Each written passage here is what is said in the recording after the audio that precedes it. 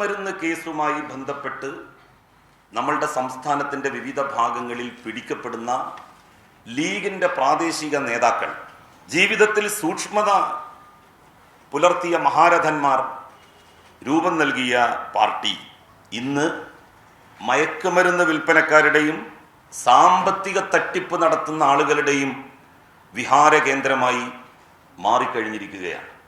PK ഫിറോസിൻ്റെ സഹോദരൻ എത്രയോ വർഷങ്ങളായിട്ട് മയക്കുമരുന്ന് സ്ഥിരമായി ഉപയോഗിച്ചുകൊണ്ടിരിക്കുന്നയാളാണ്.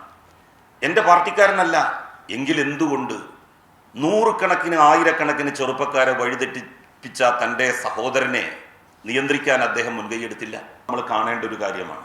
ലീഗിനെ പോലെയുള്ള ഒരു പാർട്ടി അതിൻ്റെ പ്രവർത്തകന്മാരെ ഇത്യാദി കാര്യങ്ങൾ ചെയ്യാൻ കയറൂരി വിട്ടിരിക്കുകയാണോ?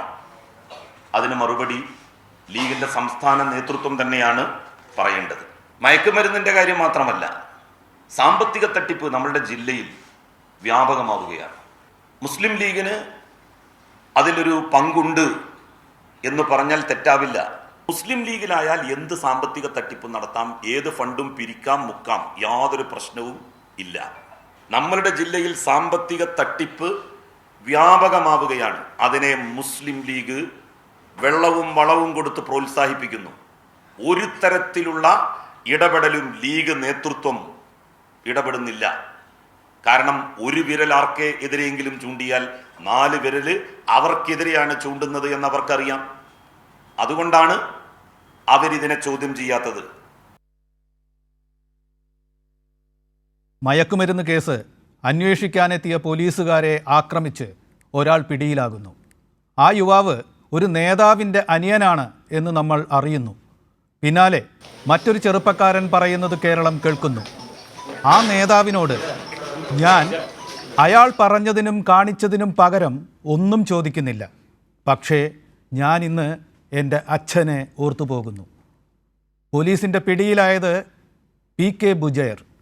ആ യുവാവിൻ്റെ സഹോദരൻ യൂത്ത് ലീഗ് സംസ്ഥാന ജനറൽ സെക്രട്ടറി PK ഫിറോസ്. ഫിറോസിനെ പഴയ കാര്യങ്ങൾ ഓർമ്മിപ്പിച്ചത് ബിനീഷ് കോടിയേരി, അന്തരിച്ച CPIM സംസ്ഥാന സെക്രട്ടറി കോടിയേരി ബാലകൃഷ്ണൻ്റെ മകൻ. ഇതിനും പിന്നാലെ മുസ്ലിം ലീഗ് മയക്കുമരുന്ന് മാഫിയയുടെയും സാമ്പത്തിക തട്ടിപ്പുകാരുടെയും പിടിയിലാണ് എന്ന് കുറ്റപ്പെടുത്തി KT Jaleel MLA. PK Firoz പറഞ്ഞതുപോലെ ബുജൈറിൻ്റേത് ഒരു വ്യക്തിയുടെ അറസ്റ്റ് മാത്രമാണോ, അതോ വർത്തമാന കേരളത്തിൻ്റെ ആശയാകാശത്തിൽ ഒരുപാട് ചർച്ചകൾ ഉയർത്താവുന്ന ഒരു വെള്ളിടി വെട്ടലോ? കോടിയേരി ബാലകൃഷ്ണൻ്റെ മകൻ ഉയർത്തുന്നത് മന്ത്രിയോ MLAയോ ആകാൻ നിസ്സാരരായ മനുഷ്യരുടെ മാനവും ജീവിതവും കരുവാക്കി ചിലർ കളിക്കുന്ന കള്ളച്ചൂതുകളിൽ നിന്ന് കേരളം വിമോചനം കൈവരിക്കണം എന്ന സന്ദേശമല്ലേ? മുസ്ലിം ലീഗിനെതിരെ KT ജലീൽ ഉയർത്തുന്നത് എതിർമുന്നണിയിലെ ഒരു MLAയുടെ പരാമർശങ്ങൾ എന്ന നിലയ്ക്ക് തള്ളിക്കളയേണ്ട രാഷ്ട്രീയ കക്ഷി ആരോപണങ്ങൾ മാത്രമാണോ, അതോ ഒരു മുൻ മുസ്ലിം ലീഗുകാരൻ്റെ വിമർശനങ്ങൾ എന്ന നിലയ്ക്ക് മുസ്ലിം ലീഗ് തന്നെ പരിഗണിക്കേണ്ട ധാർമ്മിക, നൈതിക, രാഷ്ട്രീയ സംഘടനാ പ്രശ്നങ്ങളാണോ? ന്യൂസ് ആൻഡ് വ്യൂസ് ചർച്ച ചെയ്യുന്നു. വ്യക്തിപ്പെട്ടതോ വെള്ളിടി വെട്ടലോ? ഇന്ന് ഈ ചർച്ചയിൽ പങ്കെടുക്കുന്നത് CPIM-ന് വേണ്ടി SK സജീഷ്, മാധ്യമപ്രവർത്തകനായ A സജീവൻ, നിരീക്ഷകനായ അഡ്വക്കേറ്റ് C ഷുക്കൂർ. ഒരു കാര്യം കൂടി പറയട്ടെ, ഈ ചർച്ചയിൽ ഇന്ന് വാർത്തകളുടെ പ്രതിക്കൂട്ടിൽ നിൽക്കുന്നത് മുസ്ലിം ലീഗാണ്. മുസ്ലിം ലീഗിൻ്റെ ഒരു പ്രതിനിധിയെ ഞങ്ങൾ തേടി. അവർ ആരെയും അയച്ചു തരാൻ തയ്യാറായില്ല. ഒപ്പം തന്നെ മുസ്ലിം ലീഗ് ഉൾപ്പെട്ട രാഷ്ട്രീയ മുന്നണിയായ UDF-നോടും ഞങ്ങൾ ഒരു പ്രതിനിധിയെ അന്വേഷിച്ചു. അവരും അതിന് തയ്യാറായില്ല. എന്തുകൊണ്ട് ആ രാഷ്ട്രീയ കക്ഷിയും ആ രാഷ്ട്രീയ മുന്നണിയും അതിന് തയ്യാറായില്ല എന്നതിന് അവതാരകനായ ഞാൻ ഒരു നിഗമനം പറയുന്നില്ല. ആ നിഗമനം കേൾവിക്കാരായ നിങ്ങൾക്ക്, ജനങ്ങൾക്ക് വിടുന്നു. ഷുക്കൂർ വക്കീലെ, താങ്കളാണ് ഇതിൽ നിരീക്ഷകനായി പങ്കെടുക്കുന്ന ഒരാൾ. പതിവിൽ നിന്നൊക്കെ വ്യത്യസ്തമായി ഞാനൊരു നിരീക്ഷകനിൽ നിന്ന് ആരംഭിക്കുകയാണ്. ഇപ്പോൾ ഞാൻ ആമുഖത്തിൽ പരാമർശിച്ച ആ FB പോസ്റ്റ്, ബിനീഷ് കോടിയേരിയുടെ FB പോസ്റ്റ്, അത് PK ബുജേർ അറസ്റ്റ് ചെയ്യപ്പെട്ടതിന് പിന്നാലെ വന്നതാണ്. അച്ഛനെ പറ്റിയാണ് ഞാനിപ്പോൾ ചിന്തിക്കുന്നത്, അച്ഛനെ പറ്റി മാത്രം എന്ന് പറഞ്ഞു തുടങ്ങുന്ന ആ പോസ്റ്റ്. എല്ലാ ദിവസത്തെയും ഏതെങ്കിലും ഒരു സംഭവവികാസത്തോട് പ്രതികരിക്കുന്ന ഒരു നിരീക്ഷകൻ കൂടിയാണ് താങ്കൾ. അഭിഭാഷകനായിരിക്കെ തന്നെ, നടനൊക്കെ ആയിരിക്കെ തന്നെ.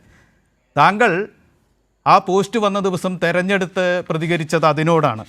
ബിനീഷ് ഒന്ന് കെട്ടിപ്പിടിച്ചോട്ടെ. സഖാവ് കോടിയേരി ജീവിച്ചിരുന്നപ്പോഴും മരിച്ചതിന് ശേഷവും ബിനീഷുമായി പലവട്ടം പല കാര്യങ്ങളും സംസാരിച്ചിരുന്നു. അയാളുടെ ഉള്ളിൽ ഒരു കടൽ ഇരമ്പൊന്നുണ്ടായിരുന്നു എന്ന് തിരിച്ചറിഞ്ഞേയില്ല എന്ന് പറഞ്ഞുകൊണ്ടാണ് അദ്ദേഹത്തിൻ്റെ പോസ്റ്റ് ഷെയർ ചെയ്തത്. ആ കടലിരമ്പത്തിൽ താങ്കൾ എന്താണ് കേട്ടത്? സമൂഹത്തിലെ സ്ഥാനം ഉപയോഗിച്ചും സോഷ്യൽ മീഡിയ നൽകുന്ന ഒളിവിടങ്ങളിൽ ഇരുന്നും ആക്രമിക്കപ്പെടുന്ന ഒരുപാട് ഇരകളുടെ വേദന, ആ സ്വരമാണ് താങ്കൾ കേട്ടിരിക്കുക. ഒരു വ്യക്തിയുടെ വിലാപം എന്നതിലേറെ ഒരു കൂട്ടം മനുഷ്യരുടെ വിലാപമായിട്ടാണ് താങ്കൾ അത് കേട്ടിട്ടുണ്ടായിരിക്കുക.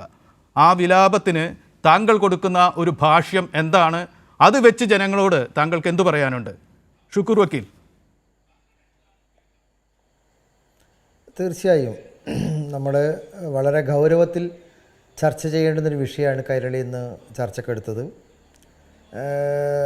നമ്മൾ ഇത് ബഹുമാനപ്പെട്ട KT ജലീൽ MLA അദ്ദേഹത്തിൻ്റെ പത്രസമ്മേളനത്തിൽ ആവർത്തിച്ച് പറഞ്ഞൊരു കാര്യം, നമ്മുടെ സമൂഹത്തിലെ മറ്റ് രാഷ്ട്രീയ പാർട്ടികളെ പോലെ കാണാവുന്നൊരു പാർട്ടിയല്ല മുസ്ലിം ലീഗ് എന്നാണ്. മുസ്ലിം ലീഗ് ഒരു മതാത്മക പാർട്ടിയാണ്, മതം മാത്രം ബേസ് ചെയ്ത് കൊള്ളുന്ന പാർട്ടിയാണ്. ആ പാർട്ടി അതിൻ്റെ എല്ലാ ചടങ്ങുകളും ആരംഭിക്കുന്നത് ഫാത്തിയ എന്ന് പറയുന്ന വിശുദ്ധ ഖുർആനിലെ ആദ്യത്തെ അധ്യായം തൊട്ടിട്ട് ആ പ്രാർത്ഥനകൾ തുടങ്ങിയിട്ട് അതിൻ്റെ പ്രസിഡൻ്റ് എന്ന് പറയുന്ന ആൾ 100 പള്ളിയുടെ ഖാദിയാണ്. എല്ലാ ഘട്ടങ്ങളിലും മതത്തെ പരമാവധി ഉപയോഗിക്കുന്നൊരു പാർട്ടിയാണ് മുസ്ലിം ലീഗ്. അത്തരം ആൾക്കാർ തീർച്ചയായും മുസ്ലിം സമുദായത്തെക്കുറിച്ച് ഒരു കാഴ്ചപ്പാട് എല്ലാവർക്കും നേരത്തെ തന്നെയുണ്ട്. ഞാനൊരു സംഭവം സൂചിപ്പിക്കാനുള്ളത്, മുസ്ലിം ലീഗിൻ്റെ സ്ഥാപക പ്രസിഡന്റ് കായിദെ മില്ലത്ത് മുഹമ്മദ് ഇസ്മായിൽ സാഹിബും അദ്ദേഹത്തിൻ്റെ കൂടെ യാത്ര ചെയ്യുന്ന KM സീതി സാഹിബ്, നമ്മുടെ പഴയ നിയമസഭാ സ്പീക്കർ, അവർ കറാച്ചിയിലേക്ക് മദ്രാസിൽ നിന്ന് പോകുന്ന സമയത്ത് ബോംബെയിലെത്തിയ സമയത്ത്, അന്ന് ഇന്നത്തെ സൗകര്യങ്ങളില്ല ട്രെയിനിൽ, അവർ സെക്കൻഡ് ക്ലാസ് ട്രെയിനിലാണ് യാത്ര ചെയ്യുന്നത്. ബോംബെയിലെത്തിയപ്പോൾ അവർക്ക് ചായ വേണം. അന്ന് ചായക്ക് ചില്ലറയില്ല കയ്യിൽ കൊടുക്കാൻ. അപ്പോൾ ഇസ്മായിൽ സാഹിബിൻ്റെ കയ്യിലുണ്ടായിരുന്ന അന്നത്തെ 50 രൂപ ഒരു പോർട്ടർക്ക് ചായ വാങ്ങാൻ കൊടുത്തു. അപ്പം സീതി സാഹിബ് പറഞ്ഞു 50 രൂപ വലിയ പൈസയാണ്. സീതി സാഹിബ് ചോദിച്ചു, അല്ല കായിദെ മില്ലത്ത് ഇത്രയും വലിയ തുക അയാൾക്ക് എങ്ങനെയാണ് കൊടുക്കുന്നത്? അപ്പം കായിദെ മില്ലത്ത് പറഞ്ഞൊരു മറുപടി, കായിദെ മില്ലത്ത് പറഞ്ഞത് അയാൾ ഖദർ ഉപയോഗിക്കുന്ന ആളാണ്, ഖദർ വസ്ത്രമാണ് ഇട്ടിട്ടുള്ളത്, അയാൾ നമ്മളെ പറ്റിക്കില്ല എന്നാണ്. മുസ്ലിം സമുദായത്തെക്കുറിച്ചും ഒരു പരിധിവരെ സമൂഹത്തിന് വലിയ തോതിൽ ഈ ഒരു പ്രതീക്ഷ ഉണ്ടായിരുന്നു. ബാഫക്കി തങ്ങളൊക്കെ രാഷ്ട്രീയ പ്രവർത്തനം നടത്തുന്ന കാലത്ത്, ഒരുപക്ഷെ CH മുഹമ്മദ് കോയ സാഹിബൊക്കെ രാഷ്ട്രീയ പ്രവർത്തനം നടത്തുന്ന സമയത്ത് CH മന്ത്രിസഭയിൽ നിന്ന് രാജിവെച്ചിട്ട്, സ്പീക്കർ സ്ഥാനം രാജിവെച്ച് കുറ്റിച്ചിറയിൽ നടത്തിയ പ്രസിദ്ധമായൊരു പ്രസംഗമുണ്ട്. മുസ്ലിം ലീഗ് എല്ലാ സ്ഥലത്തും ആവർത്തിക്കുന്നൊരു പ്രസംഗമാണ്. ആ പ്രസംഗത്തിൽ CH പറയുന്നത്, മുസ്ലിം ലീഗ് മന്ത്രിമാരെ നിങ്ങൾ കഴിവുകെട്ടവർ എന്ന് വിളിച്ചേക്കാം, പക്ഷേ ഞങ്ങൾ അഴിമതിക്കാർ എന്ന് വിളിക്കുന്നൊരു സാഹചര്യം ഈ പാർട്ടി ഉണ്ടാക്കില്ല എന്നാണ്. അപ്പം ആ ഒരു തലമുറയിൽ നിന്ന് മുസ്ലിം ലീഗിൻ്റെ പുതിയ ജെൻ സെഡിലേക്ക് ആ പാർട്ടിയുടെ ലീഡർഷിപ്പ് മാറിയപ്പോൾ ഉണ്ടാകുന്ന അപകടകരമായ പ്രവണതയാണ് നമ്മൾ കണ്ടുകൊണ്ടിരിക്കുന്നത്. എല്ലാ നിലയിലും ധാർമ്മികമായ മൂല്യങ്ങളില്ലാതെ ഏത് മനുഷ്യർക്കെതിരെയും ഏത് രീതിയിലും ആക്രമിക്കാൻ ഒരുമ്പെടുന്ന ഒരു കൂട്ടം ആൾക്കാരെ നിരന്തരം നിർത്തിക്കൊണ്ട്, ബഹുമാനപ്പെട്ട കോടിയേരി സഖാവിനെ വളരെ കാലത്തെ ബന്ധം എനിക്കുണ്ട്, എനിക്ക് തോന്നുന്നു ഒരു 10-15 വർഷത്തെ ബന്ധം അദ്ദേഹമായിട്ടുണ്ട്. എല്ലാ സമയത്തും മനുഷ്യരോട് ചിരിച്ചു മാത്രം പെരുമാറുന്ന ഒരാളാണ്. നമ്മൾ ഈ പത്രക്കാരെ, രാഷ്ട്രീയ നേതാക്കൾ ഡീൽ ചെയ്യുന്ന രീതിയെക്കുറിച്ച് സംസാരിക്കുമ്പോൾ നമ്മളെപ്പോഴും നമ്മളൊക്കെ പറയുന്ന ഒരു രീതി, കോടിയേരി സഖാവിൻ്റെ പത്രസമ്മേളനം ഒന്ന് വീണ്ടും നിങ്ങൾ വീഡിയോ കണ്ടു കഴിഞ്ഞാൽ എങ്ങനെയാണ് പത്രക്കാരെ ഡീൽ ചെയ്യേണ്ടത് നിങ്ങൾക്ക് മനസ്സിലാവുന്നതാണ്. അങ്ങനെയുള്ളൊരു മനുഷ്യൻ വളരെ അവശനായി, അദ്ദേഹത്തിൻ്റെ ക്യാൻസർ ബാധിതനാണെന്ന് എല്ലാവർക്കും അറിയുന്ന കാര്യമാണ്, ഒരു പരസ്യമായ കാര്യമാണ്, ചികിത്സിക്കുന്ന ഘട്ടത്തിലാണ്. അദ്ദേഹത്തിൻ്റെ മകനെതിരെ യാതൊരു അടിസ്ഥാനവുമില്ലാതെ, വളരെ ആവർത്തിച്ച് പറയുന്നത്, യാതൊരു അടിസ്ഥാനവുമില്ലാതെ ഒരു ആരോപണം പബ്ലിക് ഡൊമൈനിൽ ഉന്നയിക്കുകയാണ്.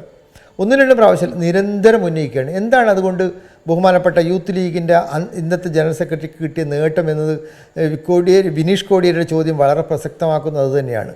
മുസ്ലിം ലീഗിൻ്റെ നേതാക്കൾക്ക് ചില നൈതികതയുണ്ടായിരുന്നു. അവർ കാര്യങ്ങൾ പറയുന്നതിൽ ചില ആദർശം ഉണ്ടായിരുന്നു. എല്ലാ കാലത്തും മുസ്ലിം ലീഗ് നേതാക്കൾ ഒരു പരിധിവരെ അങ്ങനെ തന്നെയാണ് ചെയ്തത്. ഇപ്പം KM സിദി സാഹിബ് മുതൽ അഹമ്മദ് സാഹിബ് വരെയുള്ള ആൾക്കാരെ പരിശോധിച്ച് നോക്കിയാൽ അവരുടെയൊക്കെ നിലപാടുകൾ, ഈവൻ കുഞ്ഞാലിക്കുട്ടി സാഹിബിനെ പോലും ആ ശ്രേണിയിൽ കെട്ടാവുന്ന ഒരാളാണ് ഞാൻ വിചാരിക്കുന്നവരാണ്. അവർ ഒരു കാര്യം ഉന്നയിക്കുന്ന സമയത്ത്, അവർ പബ്ലിക് ഡൊമൈനിൽ കാര്യം പറയുന്ന സമയത്ത് അതിനൊരു വിശ്വാസ്യത ഉണ്ടായിരുന്നു, പറയുന്നതിൽ പിൻബലമുണ്ടായിരുന്നു. രാഷ്ട്രീയ ശത്രുക്കൾക്കെതിരെ എന്തും പറയുന്ന നിലപാട് മുസ്ലിം ലീഗ് ഇത്രയും കാലം തുടർന്ന് വന്നിരുന്നില്ല. ഇവിടെയാണ് മുസ്ലിം ലീഗിൻ്റെ പുതിയ തലമുറ ആൾക്കാർ പെട്ടുപോകുന്ന ദുരന്തത്തിൽ നമ്മൾ മനസ്സിലാക്കേണ്ടത്. ഏത് തരത്തിലാണ് ഇപ്പം കഴിഞ്ഞ കുറച്ച് ദിവസങ്ങളായുള്ള വാർത്തകൾ മുഴുവൻ ലീഗ് നേതാക്കൾ മയക്കുമരുന്ന് കേസിൽ പെടുന്നതാണ്. കാസർകോട്ടെ ഒരു നേതാവ് മസൂദ് എന്നയാൾ പേര്, ദേലമ്പാടി പഞ്ചായത്ത് മുസ്ലിം ലീഗിൻ്റെ പ്രസിഡൻ്റായിരുന്നു അയാൾ. അതിനേക്കാൾ എനിക്ക് അപകടകരമായി തോന്നിയത് മുസ്ലിം ലീഗ് എന്ന രാഷ്ട്രീയ പാർട്ടിയാണ്. അതോടൊപ്പം അയാൾ വഹിക്കുന്ന സ്ഥാനം എന്ന് പറയുന്നത് സുന്നി മഹല്ല് ഫെഡറേഷൻ്റെ പഞ്ചായത്ത് പ്രസിഡൻ്റാണ്. ഇപ്പോൾ സജീവൻ ചർച്ചയിലുണ്ട്. സുന്നി മഹല്ല് ഫെഡറേഷൻ എന്താണെന്ന് എന്നേക്കാളും സജീഷിനേക്കാളും അറിയുന്ന ഒരാളാണ് സജീവൻ. സുന്നി മഹല്ല് ഫെഡറേഷൻ കുറച്ച് ദിവസം മുമ്പാണ് മുസ്ലിം ലീഗിൻ്റെ സ്റ്റേറ്റ് കമ്മിറ്റി ലീഡർഷിപ്പിൽ മായിനാജി അടക്കമുള്ളവർ ആ കമ്മിറ്റിയെ പിടിച്ചത്. അങ്ങനെയുള്ള സുന്നി മഹല്ല് ഫെഡറേഷൻ എന്ന് പറയുന്ന സംസ്ഥയുടെ ഈ ഉമറാക്കളും ഉലമാക്കളും പണ്ഡിതന്മാരും സാധാരണക്കാരുള്ള ആൾക്കാർ ഉള്ളൊരു കോർഡിനേഷൻ കമ്മിറ്റിയാണ് സുന്നി മഹല്ല് ഫെഡറേഷൻ. ആ മഹല്ല് ഫെഡറേഷൻ, സുന്നി മഹല്ല് ഫെഡറേഷൻ്റെ കാസർഗോഡ് ജില്ലയിലെ ഏറ്റവും വലിയ പഞ്ചായത്തുകളിലൊന്നായ ദേലമ്പാടി പഞ്ചായത്തിൻ്റെ പ്രസിഡൻ്റാണ് ഈ മസൂദ്. നമ്മൾ പിന്നെയുള്ളത് ബോവിക്കാനം പഞ്ചായത്ത് മെമ്പറാണ്, അദ്ദേഹത്തെയാണ് പിടിച്ചിട്ടുള്ളത്. പിന്നെയുള്ളത് കൂടരഞ്ഞി പഞ്ചായത്ത് പ്രസിഡന്റ് സാദിഖലിനെയാണ്. ഇങ്ങനെ മുസ്ലിം ലീഗിൻ്റെ ലീഡർഷിപ്പിലെ ആൾക്കാർ 125 കിലോ കഞ്ചാവ് അല്ലെങ്കിൽ 10 ഗ്രാം MDMA, ഇങ്ങനെ ഇതിലൊന്നും ഒരു മടിയില്ലാതെ മുസ്ലിം ലീഗ് കാലം ഇത്രയും തുടർന്നു വരുന്ന എല്ലാ സമീപനങ്ങൾക്കും ഘടകവിരുദ്ധമായി. എന്നാൽ ഇവർ ആർക്കെതിരെയും ഒരു നടപടിയും പാർട്ടി സ്വീകരിക്കുന്നില്ല. ഇപ്പോൾ കാസർഗോഡ് ജില്ലയിലെ കഴിഞ്ഞ 2021 മുതലൊരു സംഭവം ചന്ദ്രശേഖരന് അറിയാമെന്ന് എനിക്കറിയാം. MC കമറുദ്ദീൻ എന്ന് പറയുന്ന ഇവിടുത്തെ മുൻ MLA, മുസ്ലിം ലീഗിന് ജില്ലാ പ്രസിഡൻ്റായിരുന്ന ഒരാൾ 742 ആൾക്കാരിൽ നിക്ഷേപം വാങ്ങിയിട്ട് അദ്ദേഹം വലിയ തോതിൽ ആളെ വഞ്ചിക്കുകയാണ്. ഇന്ന് അദ്ദേഹം 10-100 ദിവസം അദ്ദേഹം ജയിലിൽ കിടക്കേണ്ടി വന്നു. ഇന്നിപ്പം നമ്മുടെ മലപ്പുറത്ത് നിന്ന് വരുന്ന വാർത്ത എന്താ, അവിടുത്തെ മുസ്ലിം യൂത്ത് ലീഗിൻ്റെ ജില്ലാ ജനറൽ സെക്രട്ടറി, ജില്ലാ പഞ്ചായത്തിൻ്റെ സ്റ്റാൻഡിംഗ് കമ്മിറ്റി ചെയർമാൻ ആൾക്കാരിൽ നിന്ന് 25 കോടി രൂപയാണ് കൊള്ളയടിച്ചിരിക്കുന്നത്. അപ്പം മുസ്ലിം ലീഗ് എന്ന് പറയുന്ന പാർട്ടി അതിൻ്റെ ആദർശങ്ങളിൽ നിന്ന് പൂർണ്ണമായി മാറിയിരിക്കുന്നു. അഴിമതിക്കാരുടെയും അതുപോലെ തന്നെ മയക്കുമരുന്ന് മാഫിയയുടെയും പിടിയിലാണെന്നുള്ള KT ജലീലിൻ്റെ ഭാഗത്ത് അടിവരയിടുന്നതാണ് സമീപകാലങ്ങളിൽ നമ്മൾ കണ്ടുകൊണ്ടിരിക്കുന്ന ഒരു സംഗതി. എനിക്ക് ഒറ്റ വാചകം കൂടി പറയാം. നമ്മൾ മനസ്സിലാക്കേണ്ടത് 2026 UDF 100 സീറ്റ് വാങ്ങി അധികാരത്തിൽ വരുമെന്നാണ് പറയുന്നത്. UDF ആണ് അധികാരത്തിൽ നിന്നെങ്കിൽ MC കമറുദ്ദീനെതിരെ കേസ് വരുമായിരുന്നില്ല, ഇന്നത്തെ ഹാരിസ് എന്ന് പറയുന്ന നേതാവിനെതിരെ കേസ് വരുമായിരുന്നില്ല, ഈ PK ഫിറോസിൻ്റെ ബ്രദർ പോലീസ് പിടിയിലാകുമായിരുന്നില്ല. നമ്മൾ ആവർത്തിച്ച് പറയുന്നു, ഈ മുസ്ലിം ലീഗ് നേതാക്കൾക്ക് ഒരാൾക്കെതിരെയും ഈ നാട്ടിലെ ഒരു നിയമം അനുസരിച്ച് നടപടിയെടുക്കാൻ പോലീസിന് കഴിയില്ല. ഈ കേരള സമൂഹത്തോട് ആവർത്തിച്ച് പറയാനുള്ളത്, മുസ്ലിം ലീഗിന് അധികാരത്തിൽ നിന്ന് മാറ്റിയാൽ മാത്രമേ ഈ നിയമവ്യവസ്ഥ ശക്തമായ രീതിയിൽ മുന്നോട്ട് കൊണ്ടുപോകാൻ കഴിയൂ. ഇത് കേരള സമൂഹത്തിന് അവർ അധികാരത്തിൽ ഇല്ലാഞ്ഞിട്ട് പോലും, ഒരു ഭരണവും സ്വാധീനം ഇല്ലാഞ്ഞിട്ട് പോലും ഇത്ര വലിയ തീവട്ടിക്കൊള്ളയും മയക്കുമരുന്ന് വിൽപ്പനയും നടത്താനുള്ള തൻ്റെ ഇടം കാണിക്കുന്നുവെങ്കിൽ തീർച്ചയായും അവർ അധികാരത്തിലുള്ള ഘട്ടത്തിൽ ഒരു നിയമത്തിന് മുന്നിൽ അവർ കീഴടങ്ങാൻ തയ്യാറാവില്ല. അത് കേരള സമൂഹം സൂക്ഷിക്കേണ്ട വളരെ പ്രധാനപ്പെട്ട ഒരു കാര്യമാണെന്ന് എനിക്ക് തോന്നുന്നു. ഷുക്കൂർ വക്കീൽ, തിരിച്ചു വരാം. ഇപ്പോൾ താങ്കൾ പറഞ്ഞു വെച്ചത് ഇന്ന് KT ജലീൽ തന്നെ ലിസ്റ്റ് ചെയ്ത ലീഗിൻ്റെ ജീർണത, രാഷ്ട്രീയ ജീർണത, ധാർമ്മിക ജീർണത, അതിലേക്ക് ചൂണ്ടുന്ന ഒരുപാട് ഉദാഹരണങ്ങളാണ്. അതിൽ ഒന്നിൻ്റെ ഒരു ഭാഗം ആയിട്ടാണ് PK ഫിറോസ് നേരത്തെ കോടിയേരി ബാലകൃഷ്ണൻ്റെ മകനെതിരെ, ബിനീഷ് കോടിയേരിക്കെതിരെ കേസ് വന്നപ്പോൾ പെരുമാറിയത്. അതുകൊണ്ടാണ് ബിനീഷ് ഒരു പോസ്റ്റ് PK ബുജൈർ അറസ്റ്റ് ചെയ്യപ്പെട്ടതിന് പിന്നാലെ ഇടേണ്ടി വന്നത് എന്നതാണ് താങ്കൾ പറഞ്ഞു നിർത്തിയത്. ഞാൻ ഇതിൻ്റെ ആമുഖം എന്ന നിലയ്ക്ക് ബിനീഷ് കോടിയേരിയുടെ ആ പോസ്റ്റാണ് ഉദ്ദേശിച്ചിരിക്കുന്നത്. അത് കഴിഞ്ഞ് ജലീൽ പറഞ്ഞ കാര്യത്തിൻ്റെ വിശദാംശങ്ങളിലേക്ക് നമ്മൾ അതിൻ്റെ വിശദാംശങ്ങൾ എന്ന നിലയ്ക്ക് ചർച്ച ചെയ്യുമ്പോൾ വരാം. SK സജീഷ്, ഞാൻ താങ്കളിലേക്ക് വരികയാണ്. ബിനീഷിൻ്റെ പോസ്റ്റ് അത് ഷെയർ ചെയ്തുകൊണ്ട് താങ്കളുടെ പാർട്ടിയുടെ സംസ്ഥാന കമ്മിറ്റി അംഗമായ അഡ്വക്കേറ്റ് കെ അനിൽകുമാർ എഴുതി. അത് ബിനീഷിൻ്റെ ജീവിത പങ്കാളി മാധ്യമ ക്യാമറകൾക്ക് മുമ്പിൽ, അതിൻ്റെ കൂട്ടത്തിന് മുമ്പിൽ നിൽക്കുന്നൊരു പടം പങ്കുവെച്ചുകൊണ്ട് എഴുതി. മാധ്യമപ്പടയുടെ മുന്നിൽ നിൽക്കുന്നത് സഖാവ് ബിനീഷ് കോടിയേരിയുടെ ഭാര്യയും കുഞ്ഞുമാണ്. ആര് മറന്നാലും ഞങ്ങളിത് മറക്കില്ല, കണക്ക് പറയിക്കാതെ കാലം കടന്നു പോകില്ല എന്ന്. തീർച്ചയായും അത് ആക്രമിക്കപ്പെട്ട ആളുകളുടെ വികാരമാണ് ആ പ്രതിഫലിപ്പിച്ചത്. ആ വികാരത്തിൻ്റെയും അപ്പുറത്ത് നിന്ന് നോക്കുമ്പോൾ ഇത് ആക്രമിക്കപ്പെട്ട ഒരു വീട്ടിലെ ഒരംഗത്തിൻ്റെ പ്രതികരണമല്ല. ഇത് സോഷ്യൽ ലിഞ്ചിങ് എന്ന ഓൺലൈൻ മാധ്യമങ്ങളിലും ഓഫ്ലൈനിലും വിചാരണാരഹിതമായ സാമൂഹ്യ ദണ്ഡനത്തിനിരയാകുന്ന ഒരുപാട് മനുഷ്യരുടെ വികാരമാണ് ഇതിലൂടെ ഒരു രാഷ്ട്രീയ കക്ഷി എന്ന നിലയ്ക്ക് CPIM കാണുന്നത് എന്ന് ഞാൻ വിചാരിക്കുന്നു. ഇത്തരത്തിലുള്ള സോഷ്യൽ ലിഞ്ചിങ് എന്തെങ്കിലും കിട്ടിയാൽ ഇരകളെ വിദ്വേഷത്തോടു കൂടി ആക്രമിച്ച് തകർക്കാൻ വേണ്ടിയുള്ള അധാർമികമായ ആ രീതി, അതിനെതിരെ കൂടി ശബ്ദിക്കുന്ന ഒരു സമയമല്ലേ? ഇത്തരത്തിലുള്ള സാമൂഹ്യ വിചാരണാ രീതികൾ നിർത്തി ആരോഗ്യകരമായ ഒരു സാമൂഹ്യ സംവാദത്തിലേക്ക് നമ്മൾ തിരിയേണ്ട കാലമായി എന്ന് കേരളത്തെ ഓർമ്മിപ്പിക്കുകയല്ലേ ബിനീഷിൻ്റെ ഈ പോസ്റ്റ്? താങ്കളുടെ നിരീക്ഷണങ്ങൾ ചേർത്ത് വയ്ക്കൂ. SK സജീഷ്. തീർച്ചയായും ശ്രീ NPC, ഒരു കാര്യം, ഇത് കേരളത്തിൽ ചിന്തിക്കപ്പെടേണ്ട ഒരുപാട് കാര്യങ്ങളാണ്. മാധ്യമങ്ങൾ എങ്ങനെയാണ് വിഷയങ്ങളെ കൈകാര്യം ചെയ്തുകൊണ്ടിരിക്കുന്നത്? ഇടതുപക്ഷത്തെയും CPIM-നെയും ആക്രമിക്കാൻ വേണ്ടി അവരെന്തെല്ലാം രീതികളാണ് പ്രയോഗിച്ചുകൊണ്ടിരിക്കുന്നത് എന്നെല്ലാം ആളുകൾക്ക് ബോധ്യമാകുന്ന ഒരു സാഹചര്യത്തിലേക്ക് ഇതെല്ലാം കൊണ്ടുചെന്നെത്തിക്കുകയാണ്. ഇവിടെ നമ്മൾ കാണേണ്ടത്, ഇവിടെ PK ഫിറോസ് നേരത്തെ നടത്തിയ പ്രസ്താവനകളെല്ലാം എന്തിനു വേണ്ടിയായിരുന്നു? സഖാവ് കോടിയേരിയെ അവമതിക്കാൻ വേണ്ടിയായിരുന്നു. അങ്ങനെ അവമതിക്കുന്നതിലൂടെ തനിക്ക് മാധ്യമങ്ങളിൽ ഒരു സ്പേസ് ഉണ്ടാകും, അതിലൂടെ എനിക്ക് കൂടുതൽ അധികാര സ്ഥാനത്തേക്കോ അല്ലെങ്കിൽ കൂടുതൽ വിസിബിലിറ്റിയോ ഉണ്ടാക്കാൻ കഴിയും എന്നതായിരുന്നു അദ്ദേഹത്തിൻ്റെ ആ അന്നത്തെ ഈ ബിനീഷിനെതിരായിട്ടുൾപ്പെടെ സ്വീകരിച്ച നിലപാടിൻ്റെ, നിരന്തരമായി പത്രസമ്മേളനം നടത്തി പാർട്ടിയെ ഉൾപ്പെടെ ആക്രമിക്കുന്ന രീതിയിലുള്ള നിലപാട് സ്വീകരിച്ചതിൻ്റെ സാഹചര്യം അതായിരുന്നു. ആ സാഹചര്യം ഒരാൾക്ക്, ഒരു വലതുപക്ഷ രാഷ്ട്രീയ നേതാവിന് ഉപയോഗപ്പെടുത്താൻ വേണ്ടി കഴിയുന്നത് എന്തുകൊണ്ടാണ്? അതിനനുസൃതമായ ഒരു മാധ്യമ സംവിധാനം, ഒരു കൂട്ടം മാധ്യമങ്ങൾ ഈ കേരളത്തിൽ പ്രവർത്തിച്ചു കൊണ്ടിരിക്കുന്നു എന്നുള്ളത് കൊണ്ടാണ്. നിങ്ങൾ CPIM-നെതിരെ ആക്രമിക്കാനാണോ വരുന്നത്? നിങ്ങൾ പറയുന്ന കാര്യത്തിൽ വസ്തുതയുണ്ടോ എന്ന് പരിശോധിക്കേണ്ട കാര്യം ഞങ്ങൾക്കില്ല.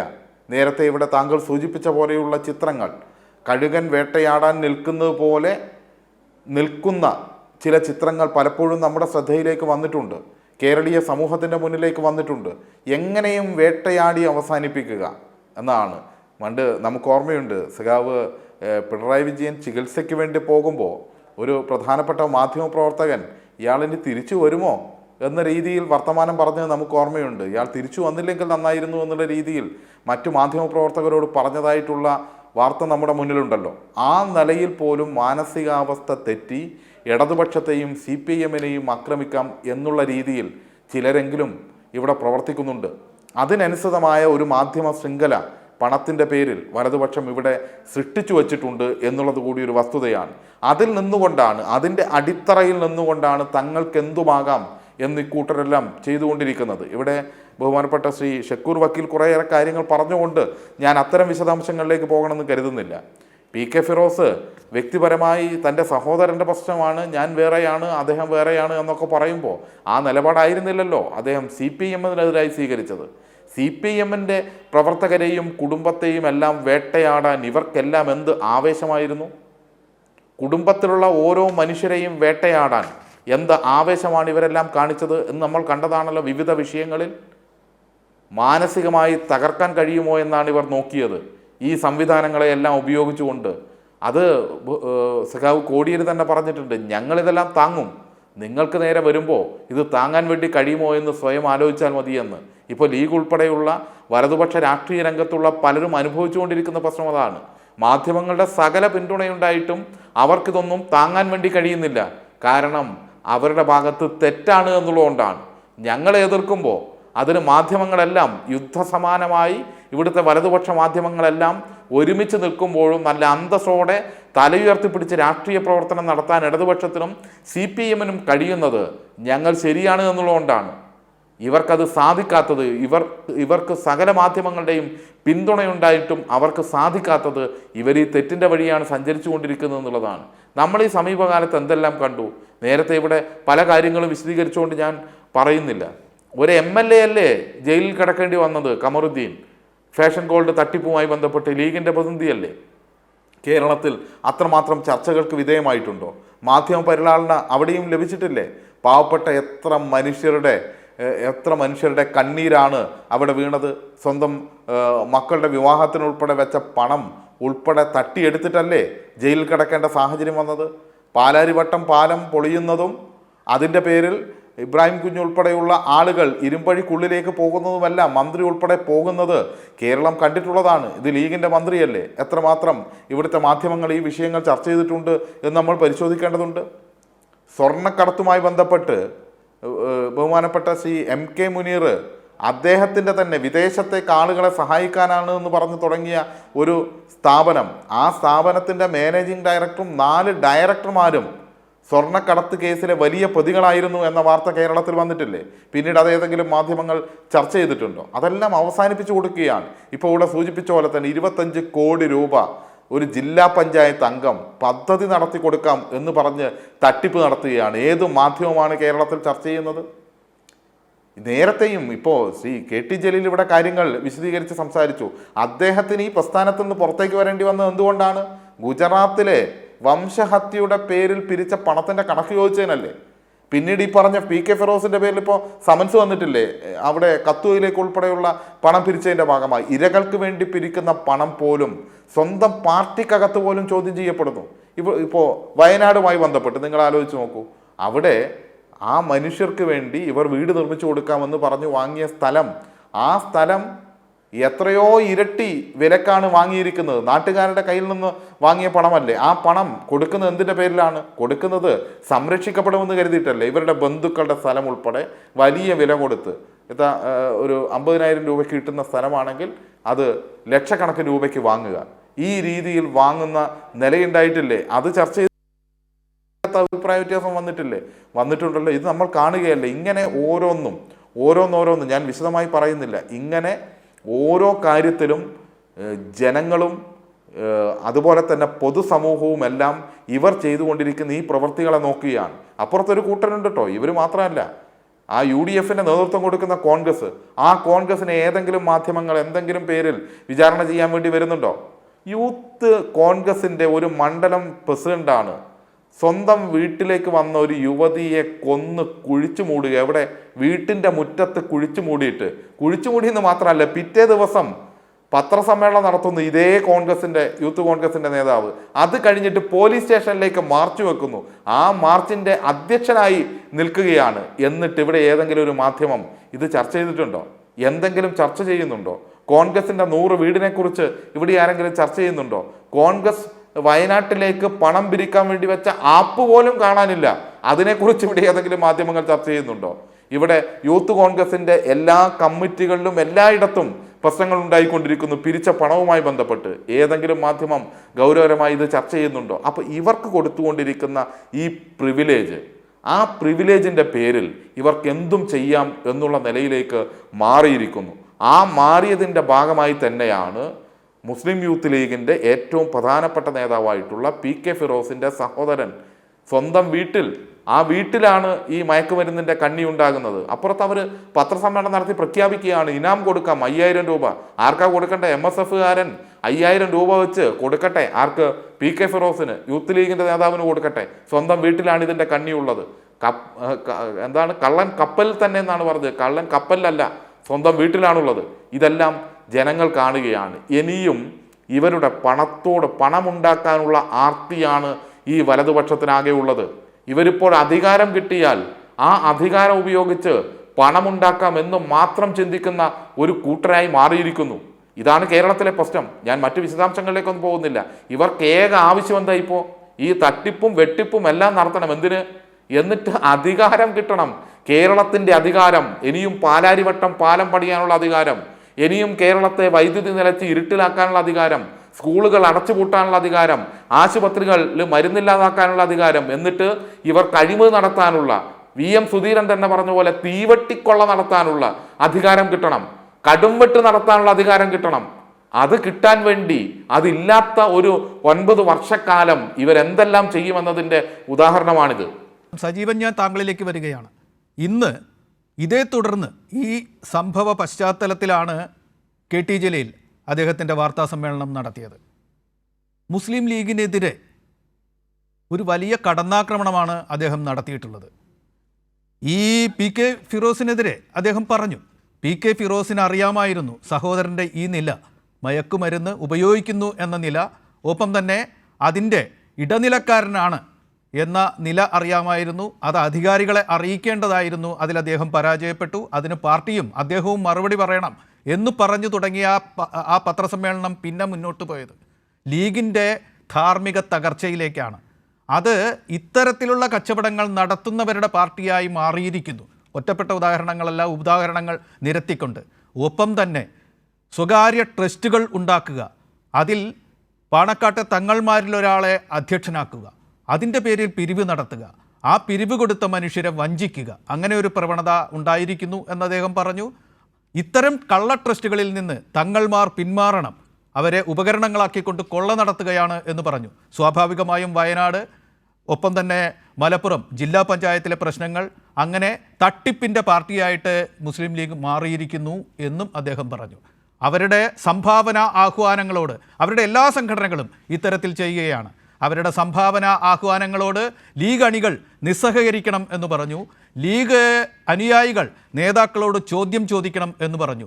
പള്ളിക്കാട്ടിൽ സലാം കൊടുക്കുന്നത് പോലെയാണ് മുസ്ലിം ലീഗിന് പണം കൊടുക്കുന്നത് എന്ന് അദ്ദേഹം പറഞ്ഞു. ആ പത്രസമ്മേളനം, താങ്കൾ ഒരുപാട് പത്രസമ്മേളനങ്ങൾ പതിറ്റാണ്ടുകളായി കണ്ട ഒരു മാധ്യമപ്രവർത്തകനാണ്. ആ പത്രസമ്മേളനം ഉയർത്തുന്ന ഒരു പ്രശ്നങ്ങൾ ഉണ്ടെങ്കിൽ അതെന്താണ് സജീവൻ? KT ജലീൽ നടത്തിയുള്ള പത്രസമ്മേളനത്തിലെ ഏറ്റവും പ്രസക്തമായ കാര്യം എന്ന് പറയുന്നത് മുസ്ലിം ലീഗിന് വന്നിട്ടുള്ള അപജയമാണ്. ഞാനിവിടെ പറഞ്ഞു തുടങ്ങുന്നത് ഷുക്കൂർ വക്കീൽ പറഞ്ഞ പ്രസക്തമായിട്ടുള്ള ഒരു വാചകം ആവർത്തിച്ചുകൊണ്ടാണ്. അദ്ദേഹം പറഞ്ഞു, മുസ്ലിം ലീഗിന് പണ്ട് കാലത്ത് മുസ്ലിം ലീഗ് നേതാക്കന്മാർക്ക് വളരെ കൃത്യമായിട്ടൊരു നിലപാടുണ്ടായിരുന്നു. അവർ അനാവശ്യമായിട്ട് രീതിയിലുള്ള കാര്യങ്ങളൊന്നും പറയില്ല. അവർ പറയുന്ന കാര്യങ്ങൾ ജനം ശ്രദ്ധിക്കുന്ന രീതിയിലുള്ളതാണ്. ഇപ്പോഴത്തെ സ്ഥിതി അതല്ല. വളരെ കടുത്ത രൂപത്തിലുള്ള ഡീജനറേഷൻ സംഭവിച്ചു കഴിഞ്ഞിരിക്കുന്ന ആ പാർട്ടിക്ക് എന്നുള്ള ഏറ്റവും, അതാണ് അദ്ദേഹം പറഞ്ഞ രക്തം ചുരുക്കം. ഇതാണ് ഏറ്റവും പ്രധാനപ്പെട്ട കാര്യം. നമുക്കറിയാവുന്ന പോലെ പറയേണ്ട കാര്യങ്ങൾ അതിശക്തമായിട്ട് പറയേണ്ടടുത്ത് പറഞ്ഞിട്ടുള്ള പാർട്ടിയാണ് മുസ്ലിം ലീഗ്. അതിന്റെ നേതാക്കന്മാർ അങ്ങനെയായിരുന്നു. ഇപ്പൊ നമുക്കറിയാം, CH സാക്ഷാൽ ജവഹർലാൽ നെഹ്റുവിന് കൃത്യമായ മറുപടി കൊടുത്തിട്ടുള്ള ആളാണ്. കാരണം ഈ മുസ്ലിം ലീഗ് ചത്ത കുതിരയാണെന്ന് പറഞ്ഞപ്പോ ഒട്ടും വൈകാതെ തന്നെ അതിന് മറുപടി കൊടുത്തു. പക്ഷെ ആ മറുപടിക്ക് ഒരു മാന്യതയുണ്ടായിരുന്നു. ആ മറുപടി വളരെ കൃത്യമായ രൂപത്തിൽ കുറുക്കി കൊള്ളുന്ന മറുപടിയായിരുന്നു. അതിനപ്പുറത്തേക്ക് കടക്കാൻ പാടില്ലാത്ത ഘട്ടത്തിലേക്ക്, വ്യക്തിപരമായ ആ ആക്ഷേപത്തിലേക്കൊന്നും CH പോലുള്ള ആളുകൾ പോയിരുന്നില്ല. അതാണ് മുസ്ലിം ലീഗിന്റെ പഴയ കാലത്തെ പാരമ്പര്യം. പാണക്കാട് കുടുംബം നമുക്കറിയാം, മുഹമ്മദ് അലി ശിഹാബ് തങ്ങളുടെ കാലത്തൊക്കെ അദ്ദേഹം അനാവശ്യമായ ഒരു വാക്ക് പോലും പറയാറില്ല. വളരെ കൃത്യം. ബാബരി മസ്ജിദ് തകർച്ചയുടെ ഘട്ടത്തിൽ പോലും അദ്ദേഹത്തിന്റെ പ്രതികരണം, ആ പാർട്ടിക്കകത്ത് ഉണ്ടായിരുന്ന പല നേതാക്കളും, ദേശീയ പ്രസിഡന്റ് ആയിരുന്ന ആൾ പോലും വളരെ വികാരപരമായിട്ട് പ്രതികരിച്ചപ്പോ വളരെ കാര്യമാത്ര പ്രസക്തമായിട്ട് പ്രശ്നങ്ങൾ ഉണ്ടാവാതിരിക്കാൻ വേണ്ടിയിട്ട് പ്രതികരിച്ചിട്ടുള്ള ആളായിരുന്നു പാണക്കാട് മുഹമ്മദ് അലി ശിഹാബ് തങ്ങള്. ആ ഒരു പാരമ്പര്യത്തിൽ നിന്ന് മാറിയിട്ടാണ് ഇപ്പോൾ ഈ പ്രശ്നം വരുന്നത്. അത് നമുക്കറിയാമല്ലോ. ഇപ്പൊ ബിനീഷിന്റെ ഈ പ്രസ്താവന, അപ്പൊ അദ്ദേഹത്തിന്റെ ഈ ഫേസ്ബുക്ക് പോസ്റ്റ്, അതിൽ പറയുന്ന കാര്യമാണ് ഏറ്റവും പ്രധാനപ്പെട്ട കാര്യം. കാരണം ഇവിടെ ഇപ്പോ PK ഫിറോസ് സ്വന്തം സഹോദരനെ ഈ പോലീസ് അറസ്റ്റ് ചെയ്തപ്പോ അത് വേറൊരു വ്യക്തിയാണ്, എന്റെ സഹോദരൻ വേറൊരു വ്യക്തിത്വമാണ്, ഞാൻ വേറൊരു വ്യക്തിത്വമാണ് എന്ന രീതിയൊക്കെ ശരിയാണ്. PK ഫിറോസിനെ ഒരിക്കൽ പോലും അദ്ദേഹത്തിന്റെ സഹോദരനെ പൂർണ്ണമായിട്ട് നിയന്ത്രിച്ചു നിർത്താനൊന്നും പറ്റിയെന്ന് വരില്ല. പക്ഷേ അങ്ങനെ പറയുന്ന ആളുകൾ മറ്റുള്ള ആളുകളെ കുറിച്ച് പറയുമ്പോഴും ഇതൊരു വ്യക്തിത്വമാണ് എന്നുള്ള രീതി, വേറൊരു വ്യക്തിത്വമാണ് എന്ന രീതിയിൽ കാണേണ്ടിയിരുന്നില്ലേ? ബിനീഷ് കോടിയേരിയെ അന്ന് അറസ്റ്റ് ചെയ്യുന്ന സമയത്ത് എന്തെല്ലാം രൂപത്തിൽ നമ്മളൊരിക്കൽ പോലും കോൺഗ്രസിന്റെ ഭാഗത്ത് ഒരു പക്ഷേ അത്തരത്തിലുള്ള പ്രതികരണങ്ങളൊക്കെ പ്രതീക്ഷിക്കാം. പക്ഷെ ലീഗിന്റെ ഭാഗത്ത് നിന്ന് പഴയ ലീഗിന്റെ പാരമ്പര്യം വെച്ചുകൊണ്ട് ആ രീതിയിൽ കടുത്ത രൂപത്തിലുള്ള പ്രതികരണങ്ങൾ ഉണ്ടാവാൻ പാടില്ലാത്തതായിരുന്നു. വളരെ രൂക്ഷമായ രൂപത്തിലുള്ള പ്രതികരണങ്ങളല്ലേ ഉണ്ടായത്. ഒരാളെ കുറ്റവാളിയാണ് എന്ന് കണ്ടെത്തി കഴിഞ്ഞാൽ, കോടതി കണ്ടെത്തിയിട്ടുണ്ടെങ്കിൽ നമുക്ക് പറയാം. പക്ഷെ അതല്ലല്ലോ. നമുക്ക് എല്ലാവർക്കും അറിയാവുന്ന പോലെ കേന്ദ്ര ഏജൻസികൾ എന്തെല്ലാമാണ് ഇവിടെ ചെയ്തു കൂട്ടുന്നത് എന്നുള്ള കാര്യം അത് ഓരോ സംസ്ഥാനത്ത്, കേരളത്തിൽ മാത്രമല്ല, LDFന്റെ ഭാഗത്ത് മാത്രമല്ല, LDFനെതിരെ മാത്രമല്ല, CPMനെതിരെ മാത്രമല്ല, കോൺഗ്രസിനെതിരെ ഉൾപ്പെടെ അതിരൂക്ഷമായ രൂപത്തിലുള്ള പ്രതികരണങ്ങളാണ് ഈ കേന്ദ്ര ഏജൻസികളുടെ ഭാഗത്തുണ്ടാവുന്നത്. അപ്പൊ അങ്ങനെ ഉണ്ടാവുമ്പോൾ അവിടെ തന്നെ ഒരു കേന്ദ്ര ഏജൻസി ഒരാളെ ചോദ്യം ചെയ്യാൻ വിളിക്കുകയോ അല്ലെങ്കിൽ അറസ്റ്റ് ചെയ്യുകയോ അല്ലെങ്കിൽ തുറുങ്കിലടക്കുകയൊക്കെ ചെയ്യുമ്പോൾ അത് സ്ഥാപിക്കപ്പെട്ട കുറ്റമാണോ അല്ലേ എന്നുള്ളതിന് അത് കണ്ടെത്തുന്നതിന് മുമ്പേ തന്നെ അദ്ദേഹത്തെ കുറ്റവാളിയായിട്ട്, വളരെ മോശമായിട്ട്, നികൃഷ്ടനായിട്ടും നീചനായിട്ടും ചിത്രീകരിക്കുക. മാത്രമല്ല അദ്ദേഹത്തിന്റെ പിതാവിനെതിരെ അതിരൂക്ഷമായ രൂപത്തിലുള്ള പ്രതികരണങ്ങൾ നടത്തുക. ഒരാളിപ്പം ഈ ഫിറോസ് പറയുന്ന ഈ പ്രശ്നമുണ്ടല്ലോ, അതൊരു വ്യക്തിത്വമാണ്, എന്റെ അനുജൻ വേറൊരു വ്യക്തിത്വമാണ്, ഞാൻ വേറെ വ്യക്തിത്വമാണെന്നൊക്കെ പറയുമ്പോൾ അതെല്ലാം അവിടെയും വേണ്ടിയിരുന്നു. ഇനി അത് കഴിഞ്ഞിട്ട് ഇപ്പോൾ അടുത്ത കാലത്തുള്ള കാര്യം പറയാം. മുഖ്യമന്ത്രിയുടെ കാര്യത്തിൽ, മുഖ്യമന്ത്രിയുടെ മകള് വേറൊരു സ്ഥാപനവുമായിട്ട്, അവർ നടത്തിയിരുന്ന ഒരു സ്ഥാപനം വേറൊരു സ്ഥാപനമായിട്ട് ഉണ്ടാക്കിയുള്ള ഉടമ്പടി, അത് ആ കരാറ് എന്ത് രീതിയിലെ കരാറാണെന്നൊന്നും നമുക്ക് അറിയില്ലല്ലോ. അത് അറിയുന്നതിന് മുമ്പേ തന്നെ കേന്ദ്ര ഏജൻസികൾ ഏതെങ്കിലും ഒന്നിനെ കുറിച്ച് അന്വേഷിക്കുന്നു, അല്ലെങ്കിൽ കേസെടുക്കുന്നു, അല്ലെങ്കിൽ നടപടികളിലേക്ക് പോകുന്നു എന്ന് കാണുമ്പോഴേക്ക് തന്നെ നേരെ ഭീകരമായ രൂപത്തിലുള്ള പ്രതികരണങ്ങളിലേക്ക് വരുന്നു. അതിൽ കോൺഗ്രസ്സുകാർ ചെയ്താലും യൂത്ത് കോൺഗ്രസ്സുകാർ ചെയ്താലും നമുക്ക് ഒരു പക്ഷേ മനസ്സിലാക്കാം, അവർ ചെയ്യുന്നൊരു പണ്ട് മുതലേ ചെയ്തു വന്ന രീതിയാണ്. പക്ഷെ ലീഗിന്റെ ഭാഗത്താണ് അത് ഭീകരമായിട്ട് ഉണ്ടാവുന്നത്. പ്രത്യേകിച്ച് യൂത്ത് ലീഗിന്റെ ഭാഗത്ത് നിന്നാണ് ഉണ്ടാവുന്നത്. മുസ്ലിം ലീഗിന്റെ പല നേതാക്കന്മാരും സംയമനം പാലിച്ച പല ഘട്ടങ്ങളിലും അവർ പ്രതികരിക്കുമ്പോൾ സംയമനം പാലിച്ചപ്പോൾ അതിനെയൊക്കെ തകർക്കുന്ന രൂപത്തിലുള്ള പ്രതികരണങ്ങൾ യുവ നേതാക്കന്മാരുടെ ഭാഗത്ത് ഉണ്ടാവുന്നു. ഇതാണ് പ്രശ്നം. കാരണം ഇപ്പോഴാണ് ഞാൻ വേറെ വ്യക്തിത്വമാണ്, എന്റെ സഹോദരൻ വേറെ വ്യക്തിത്വമാണെന്ന് പറയുന്ന ഒരു ഘട്ടത്തിൽ അവർ മനസ്സിലാക്കേണ്ട കാര്യം ഇത് ഈ രീതിയിൽ. രണ്ടാമത്തെ കാര്യം ജലീൽ പറഞ്ഞ സ്വന്തം വീട്ടിനകത്ത് ഇത്തരത്തിലുള്ള നടപടികൾ ചെയ്യുന്നുവെന്ന് ബോധ്യമുണ്ടെങ്കിൽ, എനിക്കറിയില്ല ഫിറോസിന് അത് അറിയാമായിരുന്നില്ല എന്നുള്ള കാര്യം അറിയില്ല, ഞാനൊക്കെ അങ്ങനെ ആരോപിക്കുന്നില്ല. അങ്ങനെ അറിയാമായിരുന്നുവെങ്കിൽ ഫിറോസിന്റെ തന്നെ ഒരു പ്രതികരണം വന്നിട്ടുള്ളത്, എന്റെ സഹോദരൻ എനിക്കെതിരെ തന്നെ ഇട്ടുള്ള ഫേസ്ബുക്ക് പോസ്റ്റുകളും ഈ സോഷ്യൽ മീഡിയ പോസ്റ്റുകളൊക്കെ നിങ്ങൾ കണ്ടാൽ അറിയാം, അദ്ദേഹം എനിക്ക് അനുകൂലമല്ല, എന്റെ രാഷ്ട്രീയത്തിന് അനുകൂലമല്ല എന്നൊക്കെ. അപ്പൊ സ്വാഭാവികമായിട്ടും അദ്ദേഹത്തിന് സ്വന്തം സഹോദരന്റെ നിലപാടിനെ കുറിച്ച് ഒരു ബോധ്യം ഉണ്ടായിരിക്കുമല്ലോ. അപ്പൊ ഇത്തരത്തിലുള്ള സംഭവങ്ങൾ ഉണ്ട് എങ്കിൽ സ്വാഭാവികമായിട്ട് അത് പുറത്ത് അറിയിക്കേണ്ടതാണ്. കാരണം ഒരു രാഷ്ട്രീയ പ്രവർത്തകൻ താൻ തെറ്റ് ചെയ്യുന്നില്ല എന്നുള്ളതല്ല, തന്നോടൊപ്പം നിൽക്കുന്ന ആളുകളുടെ ഭാഗത്തുനിന്ന് തെറ്റുകൾ ഉണ്ടാവുന്നില്ല എന്ന് ഉറപ്പുവരുത്തേണ്ടത്, അത് ബോധ്യപ്പെട്ടു കഴിഞ്ഞാൽ ഉറപ്പുവരുത്തേണ്ടതാണ്. ഇത്തരം കാര്യങ്ങളിലൊക്കെ എല്ലാ രാഷ്ട്രീയ നേതാക്കന്മാർക്കും പാഠമായിട്ട് ഇത് മാറണം. തന്റെ എതിരാളി, തന്റെ എതിർ പാർട്ടിയിൽ നിൽക്കുന്ന ആൾക്ക് എന്തെങ്കിലും പ്രശ്നങ്ങളുണ്ടെങ്കിൽ മറ്റൊന്നും ചിന്തിക്കാതെ അതിരൂക്ഷമായ രൂപത്തിൽ പോരാടുക, അതിനെതിരെ വിമർശിക്കുക, അതിനെ ആക്രമിച്ച് തകർക്കാൻ ശ്രമിക്കുക എന്നൊരു രീതി അതുണ്ടാവുന്നുണ്ട്. രണ്ടാമത്തെ ഒരു കാര്യം എന്ന് പറയുന്നത് മുസ്ലിം ലീഗിനകത്ത് ഇപ്പോൾ വന്നിട്ടുള്ള ഒരു കാര്യം, അത് ഷുഗർ വക്കീൽ പറഞ്ഞുകൊണ്ടുകൂടി പറയാണ്, ഈ ലീഗും സമസ്തയും തമ്മിലുള്ള പ്രശ്നങ്ങൾ ഇത്രയും വഷളാക്കുന്നതിൽ ലീഗ് നേതാക്കന്മാർക്ക് നല്ല പങ്കില്ലേ? അത് പണ്ട് മുഹമ്മദ് അലി ശിഹാബ് തങ്ങളുടെ കാലത്തോ ഹൈദരലി ശിഹാബ് തങ്ങളുടെ കാലത്തോ ഒന്നും ഉണ്ടാവുമായിരുന്നില്ലല്ലോ. വളരെ കൃത്യമായ രൂപത്തിൽ ഒരുമിച്ച് പോയിരുന്ന, ഒരേ മനസ്സായി പോയിരുന്ന, പരസ്പരം അതിൽ സമസ്തയിൽ പല പാർട്ടിയിൽപ്പെട്ട ആളുകളുണ്ട്. പക്ഷെ ലീഗുമായിട്ട് ഒരിക്കൽ പോലും പ്രശ്നങ്ങളിലേക്ക് സമസ്ത പോയിരുന്നില്ല, സമസ്തയുമായിട്ട് ഒരു പ്രശ്നത്തിലേക്ക് പോയിരുന്നില്ല. പക്ഷെ പിന്നീട് ഓരോ ഘട്ടത്തിൽ CAC പ്രശ്നം ഉൾപ്പെടെയുള്ള കാര്യങ്ങളിലൊക്കെ ഇത് വരുന്നു. അതിന് കാരണം ഈ അതിവൈകാരികമായിട്ട് പ്രതികരിക്കുന്ന ചില നേതാക്കന്മാരാണ്. ഇപ്പൊ ഈ പ്രശ്നമാണ് ഈ വളരെ കൃത്യമായിട്ടും പക്വമായിട്ട് പ്രതികരിച്ചിരുന്ന ഒരു നേതൃത്വം ഉണ്ടായിരുന്ന മുസ്ലിം ലീഗിന് അതല്ലാത്ത രൂപത്തിലേക്ക് പോകുന്നു. അതിന്റെ ഒരു തിക്താനുഭവം ഇപ്പൊ അവർക്ക് നേരെ തന്നെ വരുമ്പോൾ ഞാൻ വേറെ വ്യക്തിത്വമാണ് എന്ന് പറഞ്ഞുകൊണ്ട് കാര്യമായില്ല. അപ്പോൾ സ്വാഭാവികമായിട്ട് ആളുകൾ പഴയ കാര്യങ്ങളൊക്കെ ബിനീഷ് ചെയ്ത പോലെ പഴയ കാര്യങ്ങളൊക്കെ ഓർമ്മിപ്പിക്കുന്ന കാര്യത്തിൽ ഒരു സംശയവുമില്ല. സജീഷ്, ഞാൻ താങ്കളിലേക്ക് വരികയാണ്. ഇന്ന് KT ജലീൽ ഉന്നയിച്ചത് ഒരു പൊതുസമൂഹം, ആശങ്കയോടുകൂടി ശ്രദ്ധിക്കേണ്ടത് നമ്മുടെ ചരിത്രത്തിൻ്റെ തന്നെ ഭാഗമായ, സംസ്ഥാന രാഷ്ട്രീയ ചരിത്രത്തിൻ്റെ ഭാഗമായ ഒരു രാഷ്ട്രീയ കക്ഷിയിൽ സംഭവിക്കുന്ന ഡീജനറേഷനാണ്, ജീർണതയാണ്. അതിലേറ്റവും പ്രധാനപ്പെട്ടത് അവർ തൊട്ട ഫണ്ടുകൾ മുഴുവൻ, ഉണ്ടാക്കിയ സംഭാവന പിരിച്ച് ഉണ്ടാക്കിയ എല്ലാ ഫണ്ടുകളും ദുരുപയോഗിക്കപ്പെട്ടിരിക്കുന്നു. അതൊക്കെ കമ്മീഷൻ താല്പര്യത്തോടു കൂടി ദുരുപയോഗിക്കപ്പെട്ടിരിക്കുന്നു എന്ന് അദ്ദേഹം പറഞ്ഞു. ഞാൻ ആവർത്തിക്കുന്നില്ല. ഒപ്പം തന്നെ സ്വകാര്യ ട്രസ്റ്റുകൾ ഉണ്ടാക്കുക, അതിൽ ആത്മീയമായ ആദരവ് കൂടി ലീഗ് അണികൾ പൊതുസമൂഹവും നൽകുന്ന തങ്ങൾമാരെ ആൾപേരിന് പ്രതിഷ്ഠിക്കുക, അവരുടെ പേരിൽ പിരിവ് നടത്തുക, ഗൾഫിലൊക്കെ ജോലിയെടുക്കുന്ന പാവപ്പെട്ട മുസ്ലിം ലീഗ് വിശ്വാസികളുടെ പണം പിരിച്ചെടുക്കുക, എന്നിട്ട് ആ ട്രസ്റ്റ് പ്രവർത്തിക്കാതിരിക്കുകയോ മറ്റോ ചെയ്യുക. ഇങ്ങനെയും പ്രവർത്തിക്കുന്നു. ഇങ്ങനെ ഒരു രാഷ്ട്രീയ കക്ഷിയും ഒരു കാലത്തും ചെയ്തിട്ടില്ല. മുമ്പൊരു തങ്ങൾമാരും ഇത്തരത്തിൽ ഉള്ള കള്ളക്കച്ചവട ട്രസ്റ്റുകളുടെ ആയിട്ടില്ല എന്ന് അദ്ദേഹം പറഞ്ഞു. ലീഗ് അണികൾ ഇത്തരത്തിലുള്ള സംഭാവനകൾ കൊടുക്കാൻ തയ്യാറാകരുത് എന്ന് അദ്ദേഹം പറഞ്ഞു. ഒപ്പം തന്നെ നേതൃത്വത്തോട് ചോദ്യങ്ങൾ ചോദിക്കാനും അണികൾ തയ്യാറാവണം എന്ന് പറഞ്ഞു. നമുക്കറിയാം, ഒരു അനുഷ്ഠാനം പോലെ ലീഗിനോടുള്ള വിശ്വാസം കാത്തു സൂക്ഷിക്കുന്നവരാണ് അവരുടെ അണികൾ. ഏതൊരു കേഡർ പാർട്ടിയെയും അസൂയപ്പെടുത്തും വിധം ആ പാർട്ടിയുടെ നേതൃത്വത്തോട് വിധേയത്വമോ കൂറോ പ്രഖ്യാപിച്ച ഒരു ജനതയാണത്. അവർ വഞ്ചിക്കപ്പെടുന്നു എന്ന് പറഞ്ഞുകൊണ്ട് ആ ജനതയോട് അദ്ദേഹം അഭ്യർത്ഥിച്ചിരിക്കുകയാണ്. ജലീലിൻ്റെ ഈ ഉന്നയിച്ച പ്രശ്നങ്ങളെ CPIM എങ്ങനെ കാണുന്നു? ഇത് പാർട്ടി ഏറ്റെടുക്കുമോ അതോ സമൂഹത്തിൽ അത് പ്രവർത്തിച്ച് അതിൻ്റെ ഫലം ഉണ്ടാകട്ടെ എന്ന നിരീക്ഷണത്തോടുകൂടി കാത്തിരിക്കുമോ? എന്താണ് ജലീൽ പറഞ്ഞതിൻ്റെ പ്രസക്തി?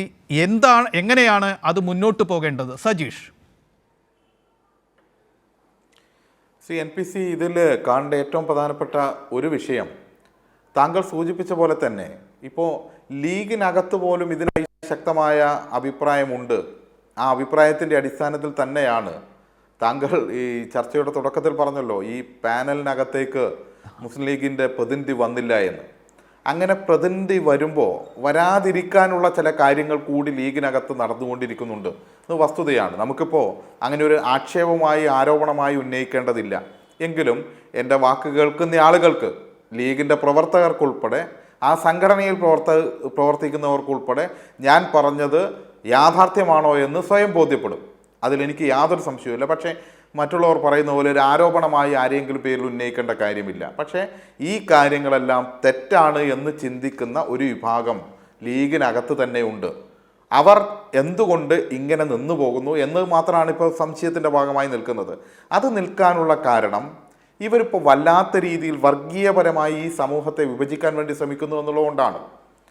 വർഗീയപരമായി ഇപ്പോൾ ലീഗിനെ നിയന്ത്രിക്കുന്നത് ജമാഅത്തെ ഇസ്ലാമിയായി മാറിയിരിക്കുന്നു എന്നതുകൂടി ഇതിൻ്റെ കൂടെ ചേർത്ത് വെക്കേണ്ടതാണ്. എല്ലാത്തിനെയും അടച്ചു വെച്ച് തങ്ങളുടെ ഒരു രാഷ്ട്രീയത്തിന് വേണ്ടി ഒരുമിച്ച് നിൽക്കുക എന്ന ഒരു വല്ലാത്ത രീതിയിൽ ഒരു പ്രചാരണം നടത്തിക്കൊണ്ട് തെറ്റിദ്ധരിപ്പിക്കുന്നു. ആ തെറ്റിദ്ധാരണയുടെ ഭാഗമായിട്ടാണ് ഈ തെറ്റായ കാര്യങ്ങൾ പോലും സഹിച്ചു നിൽക്കേണ്ടവരാണ് ഞങ്ങളെന്നൊരു തോന്നിച്ച പോലും ചിലർക്കെങ്കിലും ഉണ്ടാകുന്നത്. പക്ഷേ ഇത് അധികാരം നിൽക്കാൻ വേണ്ടി പോകുന്നില്ല. തെറ്റായ ഒരു രീതിയിലൂടെ തന്നെ ഓടിക്കൊണ്ടിരിക്കുന്നത് പാളം തെറ്റുമെന്നുള്ള കാര്യത്തിൽ തർക്കമില്ലല്ലോ. എപ്പോഴും തെറ്റിൻ്റെ കൂടെ നിൽക്കാൻ ഒരു സമൂഹത്തിലുള്ളവർക്ക് സാധ്യമാവുമോ? വിശ്വാസം എന്ന് പറഞ്ഞുകൊണ്ട് തെറ്റായ കാര്യത്തെ പ്രോത്സാഹിപ്പിക്കുന്നതാണോ വിശ്വാസം? അല്ല, എതിരായിട്ടുള്ളതാണ് അവരുടെ വിശ്വാസം. അതുകൊണ്ട് ഈ വിശ്വാസത്തിൻ്റെ പേരിൽ തെറ്റായ കാര്യങ്ങൾ ചെയ്യുന്നു എന്ന നല്ല ബോധ്യമുണ്ട്. ആ പരിശോധന, ഇത്തരം ചർച്ചകളിലൂടെ ആ പരിശോധന വരും. ഗുജറാത്ത് ഫണ്ട് മുതൽ ഇങ്ങോട്ട് പറഞ്ഞ കാര്യങ്ങളിൽ വസ്തുതയില്ലേ? കത്തൂരിലേക്ക് പോയ ഫണ്ടിൻ്റെ കാര്യത്തിൽ വസ്തുതയില്ലേ? വയനാട്ടിലെ ഭൂമി വാങ്ങിയത് അത് യഥാർത്ഥ വിലക്കാണോ? എന്തിനാണ് ഇത്രയും കൂടുതൽ പണം ചെലവഴിച്ചത്? ഇരകൾക്കൊപ്പമല്ലേ നിൽക്കേണ്ടത് എന്ന ചോദ്യം സ്വാഭാവികമായും ഉയരില്ലേ? മനുഷ്യ സമൂഹത്തിൻ്റെ ഒരു പ്രത്യേകതയല്ലേ തെറ്റിനെതിരെ വിരൽ ചൂണ്ടുമെന്ന്. ഈ തെറ്റിനെതിരെ വിരൽ ചൂണ്ടും അടുത്ത നാളുകളിൽ നമുക്കത് കാണാൻ വേണ്ടി കഴിയും. പക്ഷേ ഇപ്പോഴെന്താണ്? ഇപ്പോൾ വല്ലാത്ത രീതിയിൽ ഒരു വലതുപക്ഷമാകെ വർഗീയപരമായി ഒരു ഭീതി ഉണ്ടാക്കുകയാണ്. ഇപ്പോൾ മുസ്ലിം ലീഗ് ഈ കൂട്ടരെല്ലാം ശ്രമിച്ചുകൊണ്ടിരിക്കുന്നത് ഈ BJP RSS ഈ രാജ്യം ഭരിക്കുന്നു, അതിനെ എതിർക്കാൻ നമ്മൾ ഈ കോൺഗ്രസിൻ്റെ കൂടെ നിന്നാലേ പറ്റൂ എന്നുള്ള ഒരു പ്രതീതി വരുത്തുന്നു. പക്ഷേ യഥാർത്ഥത്തിൽ പഠിക്കാനും വസ്തുത മനസ്സിലാക്കാനും തയ്യാറായാൽ ന്യൂനപക്ഷ വിഭാഗത്തിൽപ്പെട്ടവർക്ക് കാര്യബോധ്യമാവും. ഇവിടെ ഇതിന് കേരളത്തിൽ നേതൃത്വം കൊടുക്കുന്ന KC വേണുഗോപാൽ അദ്ദേഹം ഒരു MP സ്ഥാനം, രാജ്യസഭാ MP സ്ഥാനം ഒഴിഞ്ഞിട്ടാണ് കേരളത്തിൽ ലോക്സഭയിലേക്ക് മത്സരിച്ചത്. ആ രാജ്യസഭാ സീറ്റിന് 2 വർഷം കാലാവധി ഉണ്ടായിരുന്നു. അവിടെ ജയിച്ച നവനീത് സിംഗ് വിട്ടുവാണ് ഇപ്പോൾ കേന്ദ്രമന്ത്രിയാണ്. മോദിക്കൊരു മന്ത്രിയെ കൊടുത്തിട്ട് ഇവിടെ RSSനെ പ്രതിരോധിക്കാൻ നിൽക്കുന്ന ആളുകളാണ് കേരളത്തിലെ കോൺഗ്രസ്. അതുകൊണ്ട് കോൺഗ്രസ് അല്ല പ്രതിരോധിക്കുന്നതെന്ന് തിരിച്ചറിയാൻ സ്വാഭാവികമായും ഇവർക്കെല്ലാം കഴിയും. പക്ഷേ ഒരു രാഷ്ട്രീയമായ നല്ല ചർച്ചകൾ ഉണ്ടാകണം സമൂഹത്തിൽ എന്നുള്ളതാണ് പ്രശ്നം. ഇപ്പോൾ ഈ വിഷയം ഉൾപ്പെടെ കൈകാര്യം ചെയ്യുമ്പോൾ ആ രീതിയിലല്ല കേരളത്തിലെ രാഷ്ട്രീയം മുന്നോട്ട് പോകുന്നത്. കാരണം ഇവിടെ നേതാക്കന്മാരാകുന്ന ആളുകൾ, വളർന്നു വരുന്ന ആളുകൾ, ഇവരെല്ലാം സ്വീകരിക്കുന്ന ഒരു രീതി എന്താണ് എന്ന് സമൂഹം വിലയിരുത്തട്ടെ. ഞാനതിൽ അഭിപ്രായം പറയാൻ തക്ക വലിയ ആളല്ല. എങ്കിലും എന്താണ്, സ്വയം പ്രചരിപ്പിക്കാൻ വേണ്ടി എന്തിനാണ് PK ഫിറോസ് സഖാവ് കോടിയേരിക്കെതിരായി സംസാരിച്ചത്, പത്രസമ്മേളനം നടത്തിയത്? ആ വിമർശനത്തിൽ കഴമ്പുണ്ട് എന്നുള്ളതുകൊണ്ടല്ല. അങ്ങോട്ട് വിമർശിക്കുമ്പോൾ ഞാനൊരാളാവുകയാണ് എന്ന ഒരു തോന്നിച്ചയ്ക്ക് വേണ്ടിയാണ്. ഞാൻ വ്യക്തിപരമായി പറയുകയല്ല. എനിക്ക് ഏറ്റവും വിഷമമുണ്ടാക്കി ഈ വ്യക്തിയുടെ ഭാഗത്തു നിന്നുണ്ടായ മറ്റൊരു സംഭവം എന്ന് പറയുന്നത്, കൂത്തുപറമ്പ് രക്തസാക്ഷി സഖാവ് റോഷന്റെ പിതാവ് വാസുവേട്ടൻ മരിച്ച വിവരം അറിഞ്ഞിട്ട് ട്രെയിനിൽ വരുമ്പോൾ ഒരു പോസ്റ്റ് കാണാനിടയായി. എല്ലാവരും ആദരാഞ്ജലികൾ അർപ്പിക്കുകയാണ്. അപ്പോൾ PK ഫിറോസിൻ്റെ ഒരു പോസ്റ്റാണ്. അതിന് ഞാൻ കൊടുത്തൊരു മറുപടി ഉണ്ട്. അന്ന് വൈകാരികമായ അന്തസ്സില്ലെങ്കിൽ ആദരാഞ്ജലികൾ അർപ്പിക്കരുത് എന്ന് ഫിറോസിനോടൊന്ന് പറയേണ്ടി വന്നു. കാരണം ഒരു മരണത്തെ പോലും ആ രീതിയിൽ സ്വന്തം പബ്ലിസിറ്റിക്ക് വേണ്ടി ഉപയോഗിക്കുക, അതാണ് ഇവിടെ ഉപയോഗിച്ചിരിക്കുന്നത്. അതാണ് ഇപ്പോൾ സ്വന്തം വീട്ടിൽ നിന്ന് തിരിച്ചടിയായി വന്നിരിക്കുന്നത്. സമൂഹത്തിൽ കുറേ സത്യമുണ്ട്. നെഗറ്റീവായ രീതിയിൽ ചിന്തിക്കുകയും പ്രവർത്തിക്കുകയും ചെയ്യുന്ന ആളുകൾക്ക് തിരിച്ചടി ഉണ്ടാകും. അത് സമൂഹത്തിൽ സംഭവിക്കുന്നതാണ്. എക്കാലത്തും നമ്മൾ സാധാരണ പറയുമല്ലോ, കുറേ ആളുകളെ കുറച്ചു കാലത്തേക്ക് പറ്റിക്കാൻ വേണ്ടി പറ്റും, എല്ലാ ആളുകളെയും എക്കാലവും പറ്റിക്കാമെന്ന് കരുതരുത് എന്ന്. ഇവിടെ കോൺഗ്രസും ലീഗും നേതൃത്വം കൊടുക്കുന്ന ഈ വലതുപക്ഷ സംവിധാനം എക്കാലത്തും എല്ലാവരെയും പറ്റിക്കാമെന്ന് കരുതി നിൽക്കുകയാണ്. അതല്ല, നിങ്ങൾ കുറച്ചു കാലം പറ്റിച്ചു, പക്ഷേ കാര്യങ്ങൾ പുറത്തേക്ക് വരും. ഇവിടെ നേരത്തെ ശ്രീ സജീവൻ സൂചിപ്പിച്ച പോലെ തന്നെ മുഖ്യമന്ത്രിയുടെ മകൾക്കെതിരായി ആക്ഷേപം നടത്തി മാത്യു കുഴൽനാടൻ എന്ന് പറയുന്ന ഒരു രാഷ്ട്രീയ ഉദയം ഉണ്ടാക്കാൻ വേണ്ടി ശ്രമിക്കുകയാണ്. കേരള രാഷ്ട്രീയത്തിലെ ഒരു പ്രമുഖൻ എന്ന് സ്വയം സ്ഥാനം ഏറ്റെടുക്കാൻ വേണ്ടി ശ്രമിക്കുകയാണ്. പക്ഷേ ഇപ്പോൾ ഈ മാധ്യമങ്ങൾ പറയുന്നില്ല. കാരണം ആ മാത്യു കുഴൽനാടൻ സർക്കാരിൻ്റെ ഭൂമി കയ്യേറ്റം നടത്തിയതിൻ്റെ പേരിലും അനധികൃതമായി സ്വത്ത് സമ്പാദിച്ചതിൻ്റെ പേരിലും ഈ പറഞ്ഞ ED എല്ലാ അതിർവരമ്പുകളും കടന്ന് അന്വേഷിക്കുന്ന നിലയിലേക്ക് വന്നിരിക്കുന്നു. ഇതെല്ലാം നമ്മുടെ മുന്നിലുള്ള അനുഭവമാണ്. കേരളത്തെ പല കാര്യങ്ങളും മറവിയിലേക്ക് കൊണ്ടുപോവുക എന്ന ഒരു രാഷ്ട്രീയം വലതുപക്ഷം പ്രയോഗിക്കുന്നു. അത് ഇവർക്ക് വലിയ വളമായി മാറുകയാണ്. അതിൻ്റെ ഒറ്റ കാര്യം, നമ്മളെല്ലാം മറക്കില്ലേ, കുറച്ച് കഴിഞ്ഞാൽ വയനാട്ടിലെ DCC ട്രഷറായിരുന്ന മരിച്ചുപോയ NM വിജയനെ മറന്നുപോവില്ലേ? അദ്ദേഹം വിഷം കൊടുത്ത് സ്വന്തം മകനെ കൊല്ലേണ്ടി വന്ന അതിദയനീയതയെ കേരളം മറക്കില്ലേ? 10 ദിവസം കൊണ്ട് തീരുമാനമാക്കാമെന്ന് പറഞ്ഞു പോയവരാണ്. ഒരു മാധ്യമത്തെയും കണ്ടിട്ടില്ല, ഒരു തീരുമാനവും കണ്ടിട്ടില്ല. ഇതെന്തൊരു പരിഗണനയാണ് ഇവർക്ക് നൽകിക്കൊണ്ടിരിക്കുന്നത്. ഇവർക്ക് എന്തും ചെയ്യാം. എന്ത് ചെയ്താലും ഒരു കൂട്ടം മാധ്യമങ്ങൾ ലൈംലൈറ്റിൽ നിർത്തി ഇവരെ നേതാക്കന്മാരാക്കും. എന്നിട്ട് ഇവരാണ് ജയിക്കേണ്ടത്, ഇവർ കേരളത്തെ രക്ഷിക്കുന്നവരാണ് എന്ന് പ്രഖ്യാപിക്കും. എന്നാൽ ഈ മാധ്യമങ്ങൾ ചർച്ച ചെയ്യട്ടെ, ഈ ലീഗും കോൺഗ്രസും എല്ലാം ഉൾപ്പെടുന്ന ഈ വലതുപക്ഷം കേരളത്തിൻ്റെ സാമൂഹ്യ മുന്നേറ്റത്തിന് നടത്തിയ പങ്ക് നേർക്ക് നേരെ നിന്ന് ചർച്ച ചെയ്യാൻ വേണ്ടി 1957 മുതൽ ഈ പറഞ്ഞ 2025 നമ്മളിരിക്കുമ്പോൾ ഈ കേരളം ഇന്ത്യയിൽ ജനജീവിതത്തിൻ്റെ നിലവാരത്തിൽ 1-ാം സ്ഥാനത്താണ്. ആ 1-ാം സ്ഥാനത്ത് എത്തിക്കാൻ കേരളത്തിലെ വലതുപക്ഷം വഹിച്ച പങ്കെന്ത്, കേരളത്തിലെ ഇടതുപക്ഷം വഹിച്ച പങ്കെന്ത്? ഒരു തുറന്ന സംവാദം ഈ കേരളത്തിലെ മാധ്യമങ്ങൾ ഇടവേളകളില്ലാതെ തടസ്സപ്പെടുത്താതെ നടത്തട്ടെ. അന്ന് തീരും ഈ കേരളത്തിലെ വലതുപക്ഷ രാഷ്ട്രീയം. പ്രതിലോമകരമായിരുന്നു. ഈ കേരളത്തെ പുറകോട്ട് നയിച്ചിട്ടേ ഉള്ളൂ.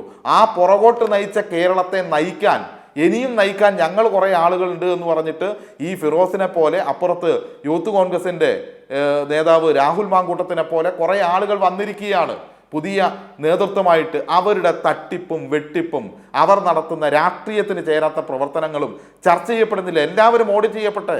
ഞങ്ങൾ തെറ്റ് ചെയ്യുന്നുണ്ടെങ്കിൽ, ഞങ്ങളുടെ ഭാഗത്ത് തെറ്റുണ്ടെങ്കിൽ ആ തെറ്റ് ചർച്ച ചെയ്യപ്പെട്ടെ. അങ്ങനെ ചർച്ച ചെയ്തുകൊണ്ടാണല്ലോ വിമർശനങ്ങളും സ്വയം വിമർശനങ്ങളും എല്ലാമായിട്ട് പരിശോധിച്ചുകൊണ്ട് CPIM മാതൃകാപരമായി മുന്നോട്ട് പോകുന്നുണ്ടല്ലോ. തെറ്റ് ചെയ്യുന്ന എല്ലാത്തിനെയും തിരുത്തിക്കൊണ്ട് മുന്നോട്ട് പോകുന്നുണ്ടല്ലോ. ഇവിടെ തിരുത്തൽ പ്രക്രിയ ഉണ്ടാകുന്നില്ല. ലീഗ് ഉൾപ്പെടെ കോൺഗ്രസ് ഉൾപ്പെടെയുള്ള പ്രസ്ഥാനങ്ങളിൽ ആ തിരുത്തൽ പ്രക്രിയ ജനങ്ങളും ഞാൻ നേരത്തെ സൂചിപ്പിച്ച പോലെ തന്നെ ലീഗിനകത്തും ആരംഭിക്കാൻ വേണ്ടി പോവുകയാണ്. ശ്രീ NPCയോടെ എനിക്ക് സൂചിപ്പിക്കാനുള്ളത്, ഒരു പക്ഷേ കൈരളിയാണ് ഈ വിഷയം ചർച്ച ചെയ്യുന്നതുള്ളൂ എങ്കിലും കുറച്ച് ദിവസം കൂടി കഴിയുമ്പോഴേക്ക് ലീഗിനകത്ത് രൂപപ്പെട്ടു വരുന്ന ഈ അസംതൃപ്തിയുടെ രാഷ്ട്രീയം കേരളത്തിലെ മുഖ്യധാരാ മാധ്യമങ്ങൾക്ക് ചർച്ച ചെയ്യാതെ പോകാൻ കഴിയാത്തൊരു അന്തരീക്ഷത്തിലേക്ക് മാറും. സജീഷ്, തിരിച്ചു വരാം. ഞാൻ ഷുക്കൂർ വക്കീലിലേക്ക് വരികയാണ്. താങ്കൾ നേരത്തെ പറഞ്ഞതിൻ്റെ തുടർച്ച തന്നെയാണ്. ഇപ്പോൾ സജീഷ് പറഞ്ഞു നിർത്തി, തിരുത്തൽ പ്രക്രിയ മുസ്ലിം ലീഗിൽ ആരംഭിക്കാൻ പോവുകയാണ്, അസംതൃപ്തി അവരുടെ അണികൾക്കിടയിൽ പടരുകയാണ് എന്ന് അദ്ദേഹം സൂചിപ്പിച്ചുകൊണ്ട് പറഞ്ഞു. ഇത് ഇവിടെ ചർച്ചയിൽ പങ്കെടുക്കുന്നവരെക്കാൾ, ഇത് കേട്ടിരിക്കുന്ന ജനങ്ങളെക്കാൾ മുസ്ലിം ലീഗിലെ ചിലർക്ക് തന്നെ ബോധ്യമുണ്ട് എന്ന് എനിക്ക് തോന്നുന്നു. കാരണം മുസ്ലിം ലീഗിൻ്റെ ഉത്തരവാദപ്പെട്ട ആളുകളല്ല, പക്ഷേ ആരൊക്കെയോ സാമൂഹ്യ മാധ്യമങ്ങളിൽ വന്ന് ഈ പ്രശ്നത്തിലേക്കും വിശ്വാസം കൊണ്ട് മറ തീർക്കാൻ ശ്രമിക്കുന്നുണ്ട്. ഞാനത് ഉദ്ധരിക്കുന്നത് ഒരു പക്ഷേ പ്രശ്നമായി മാറാം, അത്തരത്തിൽ ഉദ്ധരിക്കേണ്ട രീതിയല്ല. പക്ഷേ അതിൻ്റെ സൂചനകൾ വെച്ച് പറയുകയാണെങ്കിൽ, ഇത്തരം മുസ്ലിം സമൂഹം, ഇസ്ലാം തന്നെ ആദരിക്കുന്ന ആളുകളുടെ കുടുംബത്തിലോ ഗോത്രത്തിലോ ഒക്കെ തന്നെ ഇത്തരത്തിൽ വഴിതെറ്റിയവർ ഉണ്ടായിരുന്നു എന്ന് പറഞ്ഞുകൊണ്ട്, വിശ്വാസത്തെ കൂട്ടുപിടിച്ചുകൊണ്ട് ഇത്തരം വൃത്തികേടുകളെ ന്യായീകരിക്കാനുള്ള ശ്രമം, അതെത്രമാത്രം അവരെ രക്ഷിക്കും? ആരംഭിച്ചു എന്ന് പറയുന്ന, കാണാനിരിക്കുന്നു എന്ന് സജീഷ് പ്രവചിച്ച ആ തിരുത്തൽ പ്രക്രിയയെ തടയാൻ ഈ പഴയ വിശ്വാസത്തിൻ്റെ മുറം കൊണ്ട് ഇവർക്ക് കഴിയുമോ? യഥാർത്ഥ വിശ്വാസം എന്താണ് എന്ന്, എല്ലാ മതത്തിൻ്റെയും അടിയിൽ തുടിക്കുന്ന ധാർമ്മികത എന്താണെന്ന് ഇവിടെയുള്ള ലീഗിൻ്റെ അനുയായികളും തിരിച്ചറിയില്ലേ? ഇവർ തെറ്റായി ഉപയോഗിക്കുകയാണ് വിശ്വാസം എന്നവർക്ക് മനസ്സിലാവും എന്ന് നമുക്ക് കരുതാൻ കഴിയുമോ? ഷുക്കൂർ വക്കീൽ.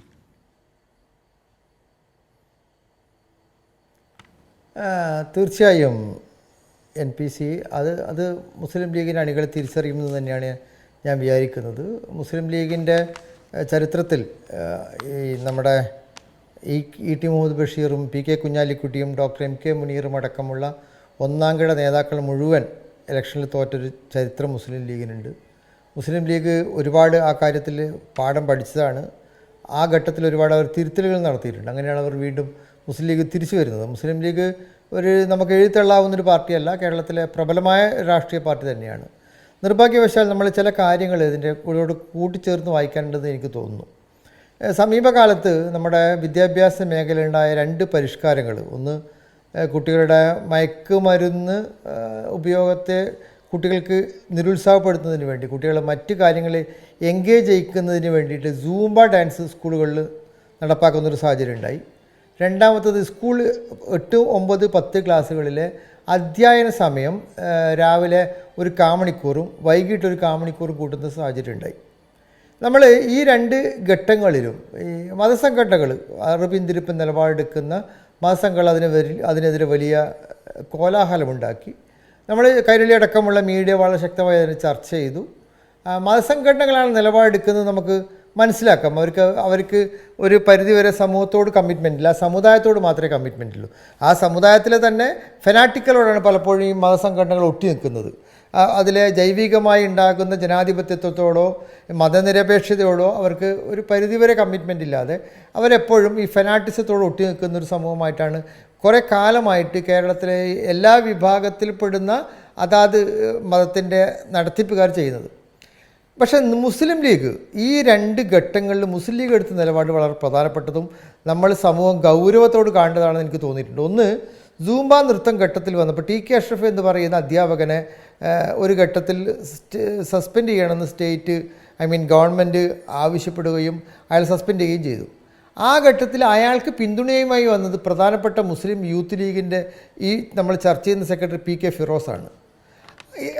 പിന്നെ വരുന്നത് K.M. ഷാജിയാണ്. പിന്നെ വരുന്നത് കുഞ്ഞാലിക്കുട്ടി സാഹിബാണ്. അതേപോലെ തന്നെയാണ് ഈ സമസ്ത അടക്കമുള്ള ഈ സംഘടനകൾ സ്കൂൾ സമയമാറ്റവുമായി ബന്ധപ്പെട്ടുണ്ടാക്കിയ ചർച്ചയിൽ അതിലും ഇവരങ്ങ് പിന്തുണ പ്രഖ്യാപിക്കുകയാണ്. അപ്പം ഈ മതസംഘടനകൾ ഉയർത്തിവിടുന്ന പിന്തിരിപ്പൻ ആശയങ്ങൾക്ക് കുടപിടിക്കുന്നൊരു സമീപനം എന്തുകൊണ്ടാണ് മുസ്ലിം ലീഗ് സ്വീകരിക്കുന്നത് എന്ന് NPC ചിന്തിച്ചിട്ടുണ്ടോ? അതിൽ പ്രധാനപ്പെട്ട കാരണം അങ്ങനെ മതവിഷയങ്ങളെ ഇളക്കിവിട്ട് അവരുടെ ഇടയിൽ സാമുദായിക ബോധം നിരന്തരമുണ്ടാക്കി അവർ മുസ്ലിം ലീഗിൻ്റെ പ്രവർത്തകരും അനുയായികളും ചെയ്യുന്ന കുറ്റകൃത്യങ്ങളിൽ നിന്നും ക്രൈമിൽ നിന്നും മറയാക്കാൻ വേണ്ടിയാണ് ഇവർ ഉപയോഗിക്കുന്നത്. അവർക്ക് മുസ്ലിം ലീഗ് നേരെ മറിച്ച് ആ 2 ഘട്ടങ്ങളിലും ഏറ്റവും അവസാനമുള്ള കാര്യമാണ് പറയുന്നത്. നേരത്തെ യൂണിഫോമിൻ്റെ വിഷയത്തിലൊക്കെ ഒരുപാട് കാര്യങ്ങളുണ്ട്. അവസാനമായി സൂംബ നൃത്തത്തിൻ്റെയും അതുപോലെ സ്കൂൾ സമയമാനത്തിൻ്റെയും കാര്യത്തിൽ മുസ്ലിം ലീഗ് എടുക്കേണ്ടിയിരുന്ന നിലപാട്, കേരളം പ്രതീക്ഷിച്ചിരുന്ന നിലപാട് ഈ മതമൗലിക പിന്തിരിപ്പന്മാരെ തള്ളിക്കൊണ്ട് ഈ കേരള സമൂഹത്തിൻ്റെ മുഴുവൻ ഭാഷ ഉയർത്തിപ്പിടിക്കുന്ന രീതിയിൽ മുസ്ലിം ലീഗ് ഒരു നിലപാടെടുക്കുമെന്നായിരുന്നു ഞാനടക്കമുള്ള മുസ്ലിം ലീഗിനോട് താല്പര്യമുണ്ടായിരുന്ന ആൾക്കാരെന്നല്ല നമ്മൾ ചിന്തിച്ചിരുന്നത്. നിർഭാഗ്യവശാൽ അതിന് ഘടകവിരുദ്ധമായി ഈ പിന്തിരിപ്പൻ ആശയങ്ങൾ പേറുന്ന അതേ സംസ്കാരത്തോട് ഒട്ടി നിർത്തുകൊണ്ടാണ് ലീഗ് നിലപാടെടുത്തത്. ലീഗ് അത്തരം നിലപാടെടുക്കാൻ കാരണം ലീഗിൻ്റെ അനുയായികളും നേതാക്കളും നിരന്തരമായി ഏർപ്പെട്ടുകൊണ്ടിരിക്കുന്ന സാമ്പത്തിക കുറ്റകൃത്യങ്ങളും മയക്കുമരുന്ന് ഇടപാടുകളും മുസ്ലിം സമുദായത്തിൻ്റെ പണ്ഡിതന്മാർ ചോദ്യം ചെയ്യുന്ന ഘട്ടം വന്നാൽ ലീഗ് പ്രതിസന്ധിയിലാകും, അത് നേതാക്കൾ പ്രതിസന്ധിയിലാകും. അപ്പോൾ അവരുടെ എല്ലാ പിന്തിരിപ്പൻ ആശയങ്ങൾക്കും ഞങ്ങൾ പിന്തുണ നൽകുന്നുണ്ട്. അതുകൊണ്ട് തന്നെ ഞങ്ങളുടെ കുറ്റകൃത്യങ്ങൾ നിങ്ങൾ സമൂഹത്തിൻ്റെ മുന്നിൽ വിളിച്ചു പറയരുത് എന്ന രീതിയിലുള്ള ഒരു കോൺട്രാക്റ്റ്, ഒരു ഹിഡൻ കോൺട്രാക്റ്റ് ലീഗ് ആ പിന്തിരിപ്പന്മാരായ സമുദായ നേതാക്കളുമായി ഉണ്ടാക്കിയതിൻ്റെ പരിണിത ഫലമായിരുന്നു ലീഗ് അത്തരം കാര്യങ്ങൾ അവർക്ക് പിന്തുണ നൽകിയത്. ഇതിൽ മാത്രമല്ല, നമ്മൾ എല്ലാ വിഷയം പരിശോധിച്ച് നോക്കിയാലും മുസ്ലിം ലീഗ് എടുക്കുന്ന സമീപനം ആ സമുദായത്തിൻ്റെ വികാരം ആളിക്കത്തിച്ചുകൊണ്ട് അതിൻ്റെ നേതാക്കൾ നടത്തുന്ന ക്രൈമുകളെ ഒളിച്ചു വെക്കാനുള്ള മറയായിട്ടാണ് ഇത്രയും കാലം ഉപയോഗിച്ചത്. ഇപ്പോൾ സമീപകാലത്തുണ്ടായ ഒരു വിഷയം എന്താ? നേരത്തെ ഇതിനൊക്കെ ഒരു ധാർമ്മികതയുടെ പേരിൽ ജമാഅത്തെ ഇസ്ലാമിക്ക് എതിർത്തിരുന്നു. ജമാഅത്തെ ഇസ്ലാമി ധാർമ്മികത ഉയർത്തിപ്പിടിക്കുന്ന ഒരു സംഘടനയാണെന്ന് ആൾക്കാരുടെ തോന്നലുണ്ടാക്കിയിരുന്നു. മീഡിയ വണ്ണൊക്കെ എതിർത്തിരുന്നു. പക്ഷേ കുറച്ചു കാലമായിട്ട് മുസ്ലിം പരിവാർ എന്ന രീതിയിൽ എല്ലാ നിലയിലുള്ള അതിക്രമങ്ങളെയും ജമാഅത്തെ ഇസ്ലാമി അടക്കമുള്ള ഈ മുസ്ലിം പരിവാർ ഒത്തൊരുമിച്ച് ഈ ക്രൈമുകൾക്ക്, ഈ ക്രൈം ചെയ്യുന്ന ആൾക്കാർക്ക് വെള്ളപൂശുന്ന ഒരു സമീപനമാണുള്ളത്. ഇത് കേരള സമൂഹം തിരിച്ചറിയുന്നുണ്ട്. മുസ്ലിം സമുദായത്തിൻ്റെ അകത്ത് തന്നെ ഇതിനെതിരെ വലിയ പ്രതിരോധവും വലിയ ശക്തിയും ഉയർന്നു വരുന്നുണ്ട് എന്നുള്ള സജീഷ് പറഞ്ഞതിനോട് ഞാൻ യോജിക്കുകയാണ്. 5 മിനിറ്റാണ് ഇനി നമുക്ക് ചർച്ചയ്ക്ക് അവശേഷിക്കുന്നത്. ചർച്ചയിൽ പങ്കെടുക്കുന്നവർ ദയവായി ക്ഷമിക്കുക, സഹകരിക്കുക. ഒരു 1.5 മിനിറ്റൊക്കെ എന്തെങ്കിലും അവസാനിപ്പിക്കാനായിട്ട് പറഞ്ഞു വെക്കാനുള്ള ഒരു സമയം മാത്രമേ ഉള്ളൂ. ഞാൻ സജീവനിലേക്ക് വരികയാണ്. ഈ ചർച്ചയുടെ ഒരു ഭാഗം നമ്മൾ ഇവിടെ നടക്കുന്ന സോഷ്യൽ ലിഞ്ചിങ്ങിനെ കുറിച്ചായിരുന്നു. നമ്മൾ നവകേരളത്തിലേക്കാണ് പോകുന്നത്, അങ്ങോട്ടാണ് പോകേണ്ടത്. അങ്ങോട്ട് പോകുമ്പോൾ നവകേരളത്തിന് ചേർന്ന ഒരു സംവാദ രീതി നമുക്ക് പൊതുമണ്ഡലത്തിലാകെ ഉണ്ടാകേണ്ടതില്ലേ? ആ ഒരു സന്ദേശമല്ലേ ഇപ്പോൾ ഈ ഇദ്ദേഹത്തിൻ്റെ അറസ്റ്റ് മുതൽ ഉള്ള സംഭവങ്ങൾ നമ്മളുടെ മുമ്പിൽ വെക്കുന്നത്? സജീവൻ. തീർച്ചയായിട്ടും ഈ രാഷ്ട്രീയം എന്ന് പറയുന്നത് എതിരാളിയെ ഏത് രീതിയിലും തകർക്കുക എന്ന് പറയുന്ന രീതിയിലേക്ക് പോകുന്നതാണ് ഏറ്റവും വലിയ പ്രശ്നം. നമുക്ക് വേണ്ടത് ഓരോ പ്രശ്നവും, നാട് നേരിടുന്ന ഓരോ പ്രശ്നങ്ങളിലും എങ്ങനെ പോസിറ്റീവായിട്ട് നമുക്ക് നമ്മുടെ കോൺട്രിബ്യൂഷൻ എങ്ങനെ കൊടുക്കാമെന്നുള്ളതാണ് രാഷ്ട്രീയ നേതാക്കന്മാർ ചെയ്യേണ്ടത്. അത് പ്രതിപക്ഷത്താണെങ്കിലും ഭരണപക്ഷത്താണെങ്കിലും ഒരേപോലെ ഉത്തരവാദിത്വമാണ്. ആ രീതിയിൽ അവർ പ്രവർത്തിക്കുമ്പോൾ മാത്രമേ നാടിന് എന്തെങ്കിലും ഗുണമുണ്ടാവുകയുള്ളൂ. ഇവിടെ നമ്മുടെ പ്രതിപക്ഷ നേതാവിന്റെ ഈ കാര്യം തന്നെ വെച്ചുകൊണ്ട് പറയാം, എന്ത് സംഭവം ഉണ്ടാകുമ്പോഴേക്കും അത് ഉടൻ തന്നെ മുഖ്യമന്ത്രിയിലേക്ക് ഇട്ട് മുഖ്യമന്ത്രി രാജിവെക്കണം എന്ന് പറയുന്ന രീതിയിൽ അതൊരു ശീലമാക്കി തീർക്കുമ്പോൾ ആളുകൾക്ക് അതിൽ വിശ്വാസം ഉണ്ടാവില്ല. അത് ശരിക്കും വേണ്ടത് ഓരോ പ്രശ്നത്തെയും അതിന്റെ കൃത്യമായ രൂപത്തിൽ പഠിച്ചിട്ട് വേണം പ്രതികരിക്കുക. അതോടൊപ്പം തന്നെ തങ്ങൾക്കെതിരെ വരുന്ന കാര്യങ്ങളെ കുറിച്ച് ജനങ്ങൾക്ക് മുമ്പിൽ എന്താണോ തങ്ങൾക്ക് പറയാനുള്ളത് പറയാൻ ഉള്ള അവസരം അവർ ഉപയോഗിക്കണം. ഇപ്പൊ ഇവിടെ തന്നെ നോക്കൂ, ഈ ചർച്ചയിൽ ലീഗിന്റെ നേതാക്കന്മാരാരും ലീഗിന്റെ പ്രതിനിധികളാരും പങ്കെടുക്കുന്നില്ല, UDFന്റെ പ്രതിനിധികളാരും പങ്കെടുക്കുന്നില്ല. എന്ന് വെച്ചാൽ ഇതിനെക്കുറിച്ച് അവർക്കൊന്നും പറയാനില്ല. ഒന്നുകിൽ അത് കുറ്റസമ്മതമായിരിക്കാം, അതല്ലെങ്കിൽ പിന്നെ വേറെ കുറച്ച് കഴിഞ്ഞിട്ട് വേറെ ന്യായീകരണങ്ങളിലേക്ക് പോകാനായിരിക്കാം. എന്തായാലും ഈ രീതി ശരിയല്ല എന്നാണ് എന്റെ അഭിപ്രായം. മനസ്സിൻ്റെ അബോധങ്ങളിൽ വേരുറപ്പിച്ച് വളർന്ന, മഹാശക്തിയായി വളർന്ന മതങ്ങളെ വരെ തിരുത്താൻ മതനവീകരണ പ്രസ്ഥാനങ്ങൾക്ക് കഴിഞ്ഞിട്ടുണ്ട്. രാഷ്ട്രീയ കക്ഷികളും തെറ്റായ പാതയിലൂടെ സഞ്ചരിച്ചാൽ അതിൻ്റെ അണികൾക്കാണ്, അവരാണ് അതിലെ മഹാശക്തി, അവർക്കാണ് തിരുത്താനാവുക. ലീഗിൻ്റെ കാര്യത്തിലും അത് അങ്ങനെ തന്നെയല്ലേ? അങ്ങനെയാണെങ്കിൽ ഷുക്കൂർ വക്കീൽ, താങ്കൾ ലീഗിലെ അനുയായികളോട്, ലീഗിൻ്റെ അണികളോട് എന്തു പറയും ഈ ചർച്ചയിലൂടെ? 1-1.5 മിനിറ്റ്. തീർച്ചയായും മുസ്ലിം ലീഗിൻ്റെ അണികൾ അതിൻ്റെ പാരമ്പര്യ കായികമില്ലത്ത് മുഹമ്മദ് ഇസ്മായിൽ സാഹിബും KM സാഹിബും CH ബാഫക്കിത്തങ്ങളൊക്കെ ഉയർത്തിപ്പിടിച്ച് ഒരു മൂല്യബോധം മുസ്ലിം ലീഗിലേക്ക് തിരിച്ചു വരണം. തീർച്ചയായും മുസ്ലിം ലീഗ് ഉയർത്തുന്ന അവരുടെ മൂല്യബോധം നഷ്ടപ്പെട്ടു പോകുന്ന ഒരു അണികളാണ് എന്നുള്ളതാണ് ലീഗിൻ്റെ ഇന്നത്തെ ഏറ്റവും വലിയ അപജയം. ആ അണികളെ ന്യായീകരിക്കുന്നതിന് വേണ്ടി മതമൗലികവാദത്തെയും തീവ്രവാദത്തെയും പോലും പിന്തുണക്കുന്ന സമീപനം ലീഗ് തുടരുന്നത് അപകടകരമായ സംഗതിയാണ്. ലീഗ് സ്വയം നന്നാക്കിയാൽ മാത്രമേ നന്നാവൂ. പുറത്തുള്ള ഒരാൾക്ക് ലീഗ് നന്നാക്കാൻ കഴിയില്ല. ലീഗ് നേതാക്കളും അനുയായികളും പരസ്പരം ആലോചിച്ച് ഈ തെറ്റ് തിരുത്തേണ്ടടുത്ത് തെറ്റ് തിരുത്തണം. ഇത് വലിയൊരു അവസരമാണ് കിട്ടിയത്. യൂത്ത് ലീഗ് നേതാക്കളൊക്കെ അവരുപയോഗിക്കുന്ന ഭാഷ, അവരുടെ രീതി, അവരുടെ വേഷം, ജലീൽ ഉന്നയിച്ച KT ജലീൽ ഉന്നയിച്ച വാദങ്ങളൊക്കെ വളരെ പ്രസക്തമാണ്. ഒരു ജോലിയും ചെയ്യാതെ കോടികളുടെ ആസ്തിയാണ് പലർക്കും ഉണ്ടാകുന്നത്. അതൊക്കെ എങ്ങനെ വരുന്നു എന്നത് ആത്മപരിശോധന നടത്തേണ്ടതാണ്. അണികൾ സ്വയം അവരെ പരിശോധനയ്ക്ക് വിധേയമാക്കാൻ വേണ്ടി നിർബന്ധിക്കുകയും ചെയ്യണമെന്നാണ് എനിക്ക് പറയാനുള്ളത്. ക്ഷമിക്കുക, ഇടപെടുന്നതിൽ ക്ഷമിക്കുക, അത്രയേ സമയമുള്ളൂ. സജീഷ്, ഞാൻ താങ്കളിലേക്ക് വരികയാണ്. ഫാസിസം വന്ന് നമ്മുടെ തലയ്ക്ക് മുകളിൽ നിൽക്കുമ്പോൾ ഈ കൊളറക്കാലത്തെ ചീട്ടുകളി പോലെ ഇവരിതാ അനിയൻ്റെ മയക്കുമരുന്ന്, നേതാക്കളുടെ കഞ്ചാവ് കച്ചവടം, അല്ലെങ്കിൽ നേതാക്കളുടെ ഫണ്ട് വെട്ടിപ്പ് ഒക്കെ ചർച്ച ചെയ്യുന്ന ഒരു നിലയിലേക്ക് എത്തി നിൽക്കുകയാണ്. ലീഗിനൊരു വലിയ കടമ ഈ ഫാസിസ്റ്റ് കാലത്ത് മുസ്ലിം ലീഗ് എന്ന രാഷ്ട്രീയ സംഘടനയ്ക്കില്ലേ? ആ രാഷ്ട്രീയ കടമ ഓർമ്മിപ്പിച്ചുകൊണ്ട്, ഒരു പൊതുപ്രവർത്തകൻ എന്ന നിലയ്ക്ക് ഓർമ്മിപ്പിച്ചുകൊണ്ട് ഇത് ഈ ചർച്ചയ്ക്ക് താങ്കൾക്ക് അവസാനം കുറിക്കാവുന്നതാണ്. സജീഷ്, വളരെ പെട്ടെന്ന് 1 മിനിറ്റ്. ശ്രീ NPC, ഞാൻ വിശദമായി സംസാരിക്കുന്നില്ല. ഒന്ന്, വലതുപക്ഷ രാഷ്ട്രീയത്തിൽ നിന്നുകൊണ്ട് ഒരിക്കലും ഫാസത്തെ പ്രതിരോധിക്കാൻ വേണ്ടി കഴിയില്ല. ഫാസം യഥാർത്ഥത്തിൽ വലതുപക്ഷവുമായി കോംപ്രമൈസ് ചെയ്ത് തന്നെ പോകൂ. ലീഗിനകത്ത് നിന്നുകൊണ്ട് ഈ തെറ്റായ പ്രവണതകളെ പ്രതിരോധിക്കാൻ വേണ്ടി കഴിയില്ല. കോൺഗ്രസിനകത്ത് നിന്നുകൊണ്ട് ഈ തെറ്റായ പ്രവണതകളെ പ്രതിരോധിക്കാൻ വേണ്ടി കഴിയില്ല. കാരണം അത് വലതുപക്ഷ രാഷ്ട്രീയമാണ്. ആ വലതുപക്ഷ രാഷ്ട്രീയത്തിൽ ഇതെല്ലാം ഉൾച്ചേർന്നിട്ടുള്ളതാണ്. യഥാർത്ഥത്തിൽ കേരളത്തെക്കുറിച്ച് ഈ ഘട്ടത്തിലെങ്കിലും മുസ്ലിം ലീഗിലെയും കോൺഗ്രസിലെയും വലതുപക്ഷത്തെയുമുള്ള മാന്യരായ സുഹൃത്തുക്കൾ കേരളം ഇന്ത്യയിൽ എങ്ങനെ വ്യത്യസ്തമായി, എങ്ങനെയാണ് നാം വ്യത്യസ്തമായ ഒരു ജനജീവന നിലവാരം പുലർത്തുന്നു. ഐക്യരാഷ്ട്രസഭ 30% അതിദാരിദ്ര്യമുള്ള രാജ്യമായി ഇന്ത്യയെ കാണുമ്പോൾ ആ രാജ്യത്ത് കേരളത്തിൻ്റെ മുഖ്യമന്ത്രി അടുത്ത നവംബർ 1 അതിദരിദ്രരില്ലാത്ത നാടായി ഈ കേരളത്തെ പ്രഖ്യാപിക്കുന്നു. നമുക്ക് സാക്ഷരതയിൽ 1-ാം സ്ഥാനമുണ്ട്, വിദ്യാഭ്യാസത്തിൽ 1-ാം സ്ഥാനമുണ്ട്, ആരോഗ്യത്തിൽ 1-ാം സ്ഥാനമുണ്ട്, മതനിരപേക്ഷതയുടെ കാര്യത്തിലും ഇന്ത്യയിൽ ഏറ്റവും മികച്ച പ്രദേശമാണ്. സ്വസ്ഥമായി നാം ജീവിക്കുന്നു, പരസ്പരം സ്നേഹിക്കുന്നു. എന്തുകൊണ്ട് കേരളം ഇങ്ങനെയായി എന്ന് ഇക്കൂട്ടർ ഒന്ന് ചിന്തിക്കണം. ചിന്തിച്ചു കഴിഞ്ഞാൽ അവർക്ക് അവിടെ നിന്ന് തിരുത്താൻ വേണ്ടി പറ്റില്ല, പക്ഷേ ഇവിടെ നിന്ന് ഒരു സമൂഹത്തിൻ്റെ തിരുത്തൽ ശക്തിയായി ഇടതുപക്ഷത്തോടൊപ്പം അവർക്ക് ചേരാൻ വേണ്ടി പറ്റും. അല്ലാതെ അപ്പുറത്തൊരു തിരുത്തൽ സാധ്യമല്ല. ഏതായാലും എല്ലാവർക്കും, ചർച്ചയിൽ പങ്കെടുത്ത എല്ലാവർക്കും ഞാൻ നന്ദി പറയുന്നു. പക്ഷേ ചരിത്രം രാഷ്ട്രീയ കക്ഷികൾക്ക് മേൽ മാന്ത്രികമായി ഇടപെട്ടൊരു ചരിത്രമാണ് നമുക്കാകെ ഉള്ളത്. ബ്രിട്ടീഷുകാർക്ക് ജയ പാടി എന്തെങ്കിലും നേട്ടങ്ങൾ ഉണ്ടാക്കാൻ വേണ്ടി ഉണ്ടാക്കിയ കോൺഗ്രസിനെ ബ്രിട്ടീഷുകാർക്കെതിരായ ഇന്ത്യൻ ജനതയുടെ ഏറ്റവും വലിയ ആയുധമാക്കി മാറ്റിയ അത് ചരിത്രമാണ്. അത്തരത്തിലുള്ള ചരിത്രം മുസ്ലിം ലീഗിൻ്റെ മേലും ഇടപെടട്ടെ, അതിൽ നിന്ന് സാമൂഹ്യ മാന്ത്രികതകൾ സൃഷ്ടിക്കട്ടെ എന്ന് മാത്രം പറഞ്ഞുകൊണ്ട് ഈ ചർച്ച അവസാനിപ്പിക്കുന്നു. എല്ലാവർക്കും ഒരിക്കൽ കൂടി നന്ദി.